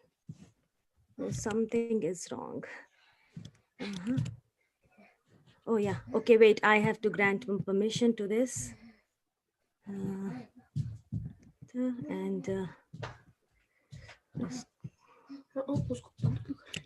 we don't need that. I'm so sorry for this. Oh yeah, now I think I can share. Yes, ma'am. Yeah, now can you see the screen now? Yes, ma'am. Okay. Yes, okay, and I'm gonna. So I'm going to present a little bit about the latest trends of the cloud computing. So I will start with the microservices and its examples, and then how it was in the past and how it is now, and some examples of Google Cloud, Netflix Cloud, and Amazon Cloud, and AT&T Cloud specification. So very short presentation. So as you remember that in past, because a lot of the professors probably have experience in 10 years ago, how the software was. So the software was more or less monolithic. So there was one big code and everybody used to contribute to that code. So for example, we used object-oriented programming. So we used to make classes, ER diagrams, and connect the classes, make relationships. So we usually had one big monolithic code and everyone was contributing to that code. So this was the software kind of 10 years ago and 10 to 20 years ago. But as the software started to become popular, for example, like Facebook and Google and YouTube and Netflix and all these kind of Zoom apps, so they started to become popular. So that means the load increased on these softwares, and not only load, but also the features increased in this software.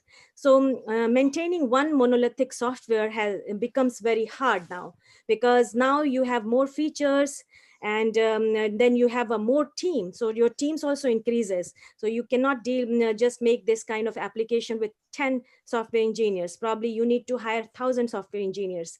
So in that case, you have to make your software as a microservices. So you divide your software in small parts like this. Okay, and every team manages one particular microservice and scale one particular microservice, and increase features in one particular microservice, and one microservice could communicate with the other microservices. So this is the latest architecture of the software at present now. So if you see, for example, this Zoom application that we are using, what do you think about this Zoom application? It's just one software? No, it's not just one software. It's a software. It's It's a combination of multiple softwares. So there is an encryption decryption technology in Zoom. There is an encoding decoding technology in Zoom. There is a streaming in Zoom, streaming ABR technology, how to stream the data. Then there is how to distribute this data. Okay, and then there is a security aspect. Then there is a user management from this Zoom application.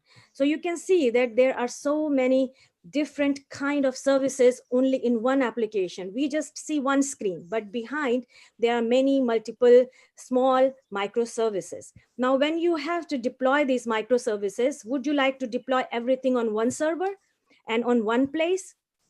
No, you would like to deploy these small pieces of software in different servers. So probably you will deploy encoding, decoding on one server, streaming on the other server, and security features from the other server. And you would communicate with among these servers using these microservices architecture. So this is a microservices at present. You can develop these small services using Java, Spring framework, or using Python, Flask, or something like that. And you can deploy it on one machine, and you can deploy other microservice on other machine, and they can call each other. So this is the current architecture of the software at present moment. Now, this particular kind of architecture has to be deployed on the cloud. So these popular services are now deployed in the cloud in this way. And when we talk about cloud, sometimes we misunderstand that the cloud is just one big data center somewhere in USA, for example, but it's not really like that. Cloud could be a distributed data structure, could be in the US, Europe, in India. So everywhere the servers could be deployed everywhere and in a distributed manner. So cloud is cloud technology is also now distributed, not just one data center. So now the cloud is coming to the edge. So that technology we call as an edge technology, and also it's coming to the fog. We call it like in a very small cities, so we call it as a fog technology. So from the cloud, big data centers, to the edge cloud, to the fog cloud. So now the current era is IoT. We are using a fog cloud system. So I'm going to give you simple examples. So this was the database long time ago, our servers long time ago. We used to have servers all deployed at one place like this, and there would be probably firewall and then some web apps, and that would communicate with the database. And this is how the servers were deployed in past. But in present, we have a cloud system with which our servers are deployed and distributed all over the world, and they are communicating with each other. So with this, the server technology has changed from the centralized server to the distributed servers and cloud. So I'll give you example of the Google Cloud Services. So this is a simple picture of a Google Cloud Services. Now the Google Cloud Service also is divided into 3 different core architectures. So B4 is a core servers of Google, and which is connected to the Metro Pop servers, which are connected to the user. So, and this is called Espresso and Jupyter servers. So even inside the data centers or the cloud, there is a hierarchy, and there is a way to distribute these servers and to distribute your microservices on these servers. So this is a Google way. And the next slide, I will explain the Netflix way, because the most Netflix is becoming very popular among Indian users. So Netflix also has distributed cloud service, and they call it Netflix cloud service, and they use also Amazon cloud service. Amazon cloud services they are using for compute resources, for example their AI logic, their HTML page, their user preferences, and etc. And they are using their own cloud infrastructure for video storage and streaming. So you can see that Netflix is a very intelligent company, because they are doing it in an intelligent way. They rent part of the Amazon services, and they also deploy their own servers distributed across all the world for storing their videos and streaming fastly to the services. So this is another example of the cloud and CDN technology. And the third is popular service provider is Amazon. They also have their own cloud infrastructure, and they call it a cloud front infrastructure, which they distribute towards the edge. But they also have a center database that they called AWS, where they store all the logic and load balancing logic and static content, images, etc. So this is how cloud, Amazon cloud and CDN technology works. So they are usually a distributed architecture and a centralized architecture. So they all both have a different purpose, and different kind of microservices are installed in these two different infrastructures that they have, depending on what we need at the edge and what we need at the server, central database, and then data centers. So the cloud tech and CDN technology is also very complex, and it's good for students to learn this. And now latest AT&T has made standards for deploying an edge cloud in cloud infrastructure. So if you can see here, this is your home and phone and PCs, which connects to OTN, and PON port, which will connect to a TOR. TOR is a top of the rack switch. So this is one central office. We call it a central office. So for example, in Bihar, Patna, we can have one central office. Ranchi, we can have another central office. And in Delhi, we can have another central office. So, and the main central office could connect to the USA, California, for example.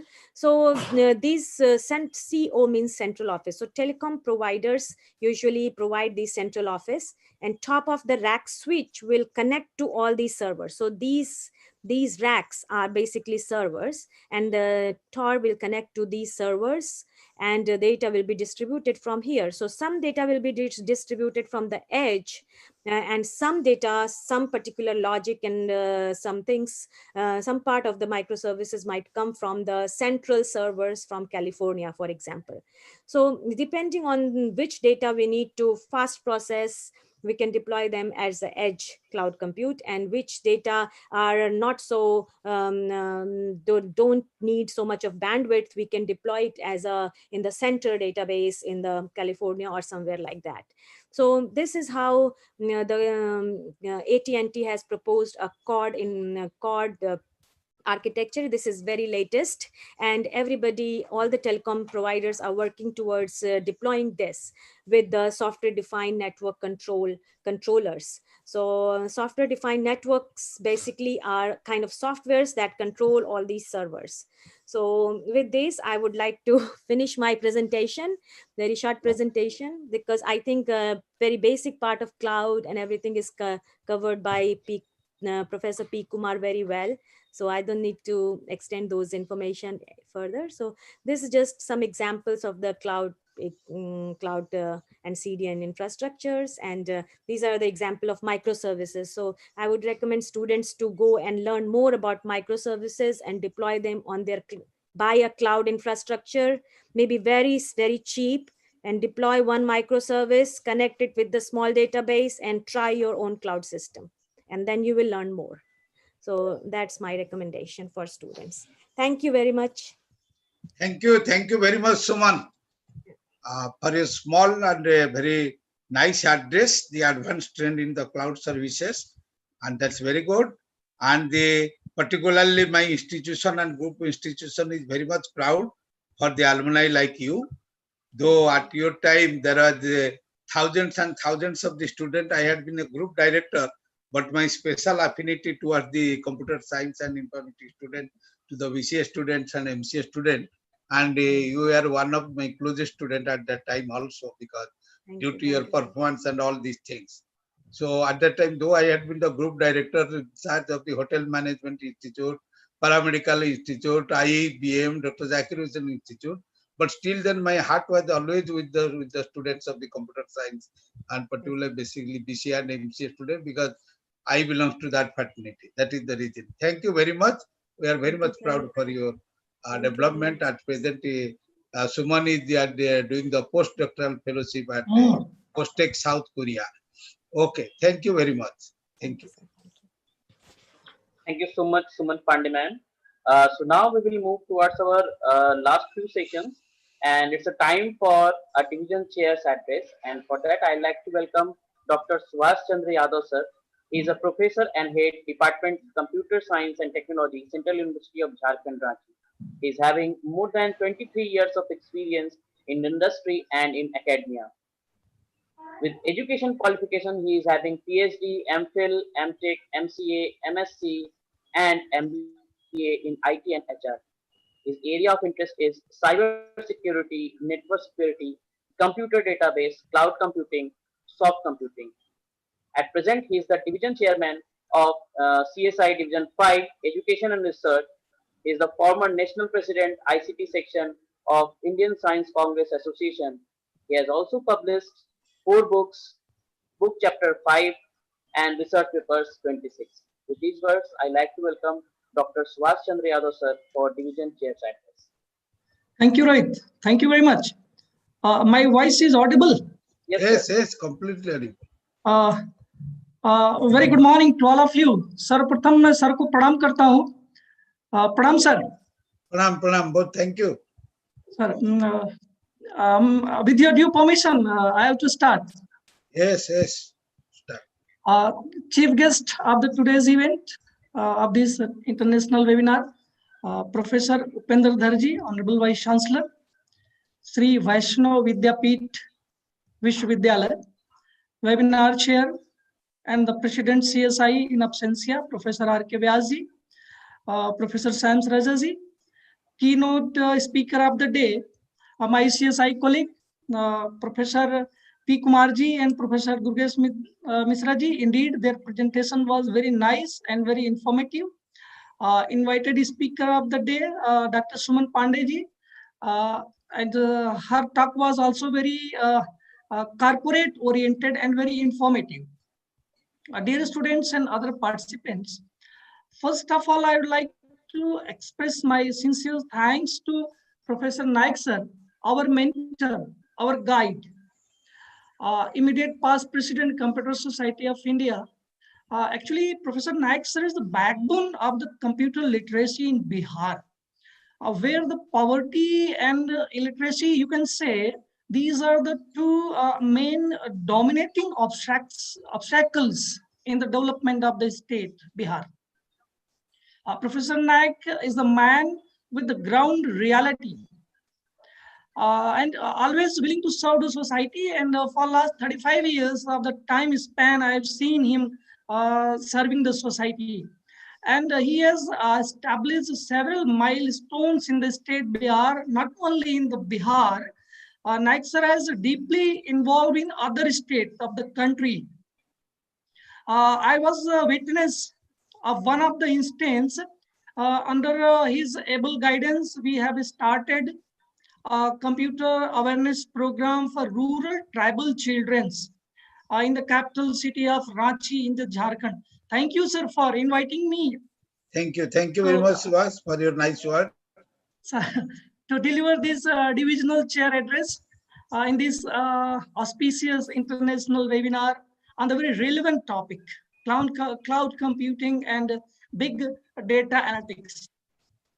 Dear friends, in this digital era, definitely technology is going to play a very, very crucial and vital role in the process of knowledge dissemination. Even though there are thousands of application technologies, companies are working in an IT industry, only a handful of them are very popular among the students, only very few of them are on the tips of the students and in the tips of our Indian people. Indeed, we can say a golden era in computing is being observed with certain attributes.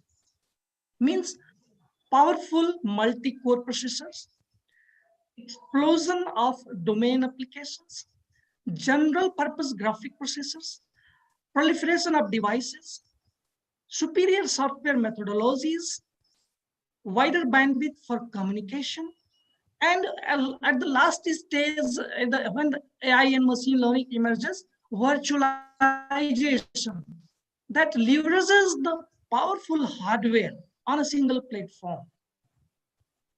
All these are happening due to some technical words being used in computer science, like automatic computing, mainframe computing, high performance computing, parallel processing, client server based computing, grid computing, utility computing, peer-to-peer computing, service oriented computing. And later on, as Sumanji has told, IoT, IoE, fog, and many, many more emerging technologies. But dear friends, amidst all these technologies, time is to address the challenges faced by IT industries nowadays. How these emerging technologies will get aligned with the IT challenges, with the business, with the users, non-computer specialists, community, and with society. And what need to address the scalability issue means large scale data, high performance computing, automation, response time, rapid prototyping, and rapid time of production.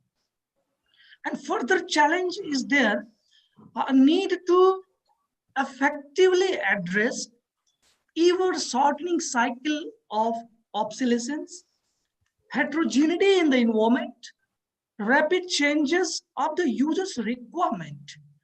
And moreover, the challenge is there how to transform data from derived sources into intelligence and deliver intelligently to the right people, to the right user, to the right system. And another challenge is there. What about providing all these very, very collective manner using these technologies? Dear friends, to address such issues, that is cloud computing platform, Professor P. Kumar has very beautifully delivered his lecture. He's covered all these answers to all these my questions. In a nutshell, you can say cloud computing is very well known to provide on-demand services that are always on, anywhere, anytime, at any place. And using cloud computing, user have to pay for use and as much as he needed. Along with the scalability means the capacity and the functional availability of the platform can be anytime scale up and scale down. And dear friends, actually this cloud platform, as the P. Kumar has covered, it's nothing, it's a hardware and software. Services are being provided. And these are available for the general public, for enterprise resources, for corporations, and for business market as well. Along with this technological evolution, there are some another questions arises in my mind regarding big data. How much data, how much digital data being generated by these emerging technologies? Professor Durgesh has a very well pointed and a very well covered all these things. And he has taken example of 1 internet minutes, how much data is being floated, how much the being data is being stored through all the social media platforms. Now the question, where are the processing is being done? It is a distributed server, it's a cloud, it's a fog, like that. Where the data will get stored? What will be the programming models to extract the data? And how data will be stored and indexed later on for fruitful use? And what operations will be performed on data? All these issues were very, very promptly covered by Professor Durgesh. I really appreciate Durgesh sir, as very splendid information you has given. Later on, some additional information has been given by Suman Pandey. Particularly, she has quoted edge and fog computing. So, dear friends, big data are high volume, high velocity, high variety, and high varsity information assets that requires new form of processing to enable enhanced decision making, insight discovery, and process optimization.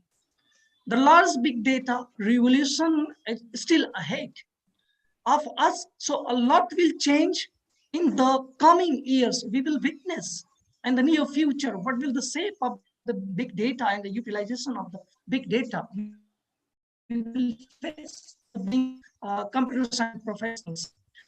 I hope the webinar was ended with grand success. All the delegates and learners will definitely be able to enrich their domain knowledge on cloud computing and big data analytics. With these few words, I would like to convey my sincere thanks to Professor Ekanaik sir, Mr. Rohit, the moderator of this event, the man behind the curtain. And I also convey my sincere thanks to IIBM Group of Institution, CSI Patna chapter, for inviting me on this platform. Thank you. Thanks to all. Jai Hind. Over to you, Rohit. Thank you so much, S. Yadav sir. It was a pleasure to hear you, sir. So now we will move towards our last sessions, and it's a time for a concluding remarks as well as a RVP address. And for that, I would like to call Professor Sams Raja, the Regional Vice President of Computer Society of India. Thank you, Rohit. Am I audible to you? Yes, sir, you are audible, sir. Okay, thank you.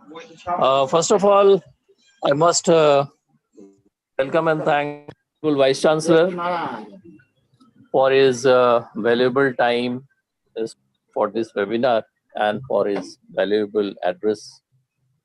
I must thank our mentor, Professor A.K. Naik, who is the key person behind all the webinars we are having since the pandemic launched during March. And besides the speakers, I'm grateful to the speakers, Professor Durgesh Mishra, Professor S.C. Yadav, Professor Suman Pandey, and Mr. P. Kumar.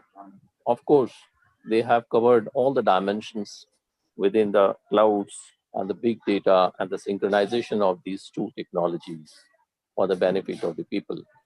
I think there is nothing much left to be expressed. Only a few words I can say that big data started with the channelizing the data and integrating the data, ultimately created a huge hub. And the cloud is started with offering the services at affordability and keeping people free from everything high or everything purchasing rather. Now these two technology become complementary to each other, which is giving a lot of flexibility to the user and to the mankind. And we hope in future we'll be having this technology with new advancements, innovations, and then the real-time scenarios we can serve the health services, especially the critical health services for which we have missed during this COVID-19. That can be overcome if we properly synchronize the technologies of big data and the cloud connectivities, especially in the health sector or medical sectors. So with these words, I thanks to all the participants who have participated in this webinar, and hope they will be benefited from the deliveries given by our honorable speakers. Thank you, Subhashji, for your expression. Sir, thank you. Thank you, sir. Thank you very much, Subhash and Shams. Actually, you are the key personalities and key force who are behind me. And let me tell, the Bihar and Jharkhand, all the events are getting successful because of there is a team of S with me. Subhash, Shams, Dr. Subhash Yadav, Mr. Shams Raja, Dr. Shailesh Srivastav, Dr. Sunil Pandey, a group of A's is around. That is why all the events at Bihar and Jharkhand are getting successful. And this is your blessing, sir. Sir, overall, your dynamic leadership and your love and affection and your quality of Subhashji is right. That is the reason so that we people get mobilized to work under your able guidance. Bhatna chapter got able and capable to organize 31 number of webinars till today. Sir, splendid. In the CSR. Splendid. and whereas the country has crossed more than 450. Thank you, the people, very much for continuous support and always driving in a great way with me to take the CSI to be most productive and successful in particularly Bihar and Jharkhand and eastern part of the country. So thank you. Thank you, sir. Pranam, sir. Pranam. Thank you so much, sir. And with these, we are towards our last session, that is our vote of thanks. And for that, I would like to welcome Professor Nilesh Narayan Prasad, sir, the Chairman, Computer Society of India, Patna chapter, for vote of thanks.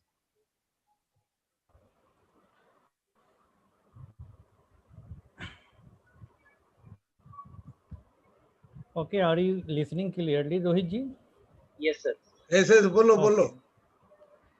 Honorable Nayak sir, A.K. Nayak sir, respected Dr. Upinder Dhar sir, Professor R.K. Vyas sir, Professor Durgesh Kumar Mishra sir, Dr. P. Kumar sir, Dr. Suman Pandey sir, Madam, Professor S.C. Yadav sir, and Professor Sans Raja, and all participants.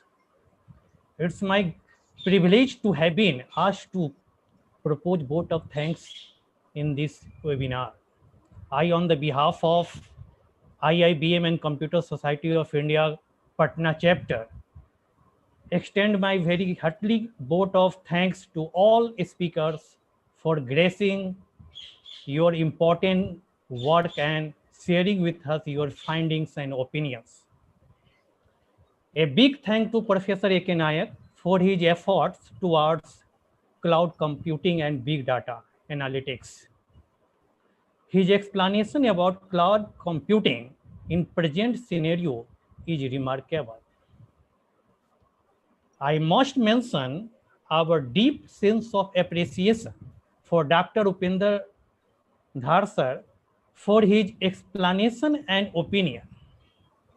Further, we are grateful to Professor R.K. Vyas sir for exposing multidimensional aspect of cloud computing in short period of time when he was on traveling.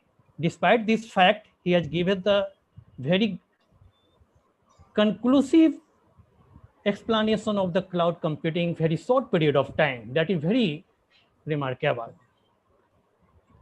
I may like to express our sincere thanks to Professor Durgesh sir for giving excellent coverage of the big data and significance of the big data having the practical approach.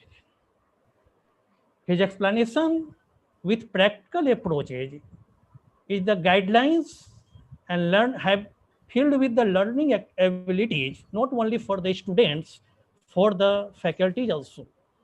We also would like to acknowledge our gratitude to Dr. P. Kumar and Dr. Suman Pandey for demonstrating real picture of cloud computing. That means having the multidimensional pragmatic approaches.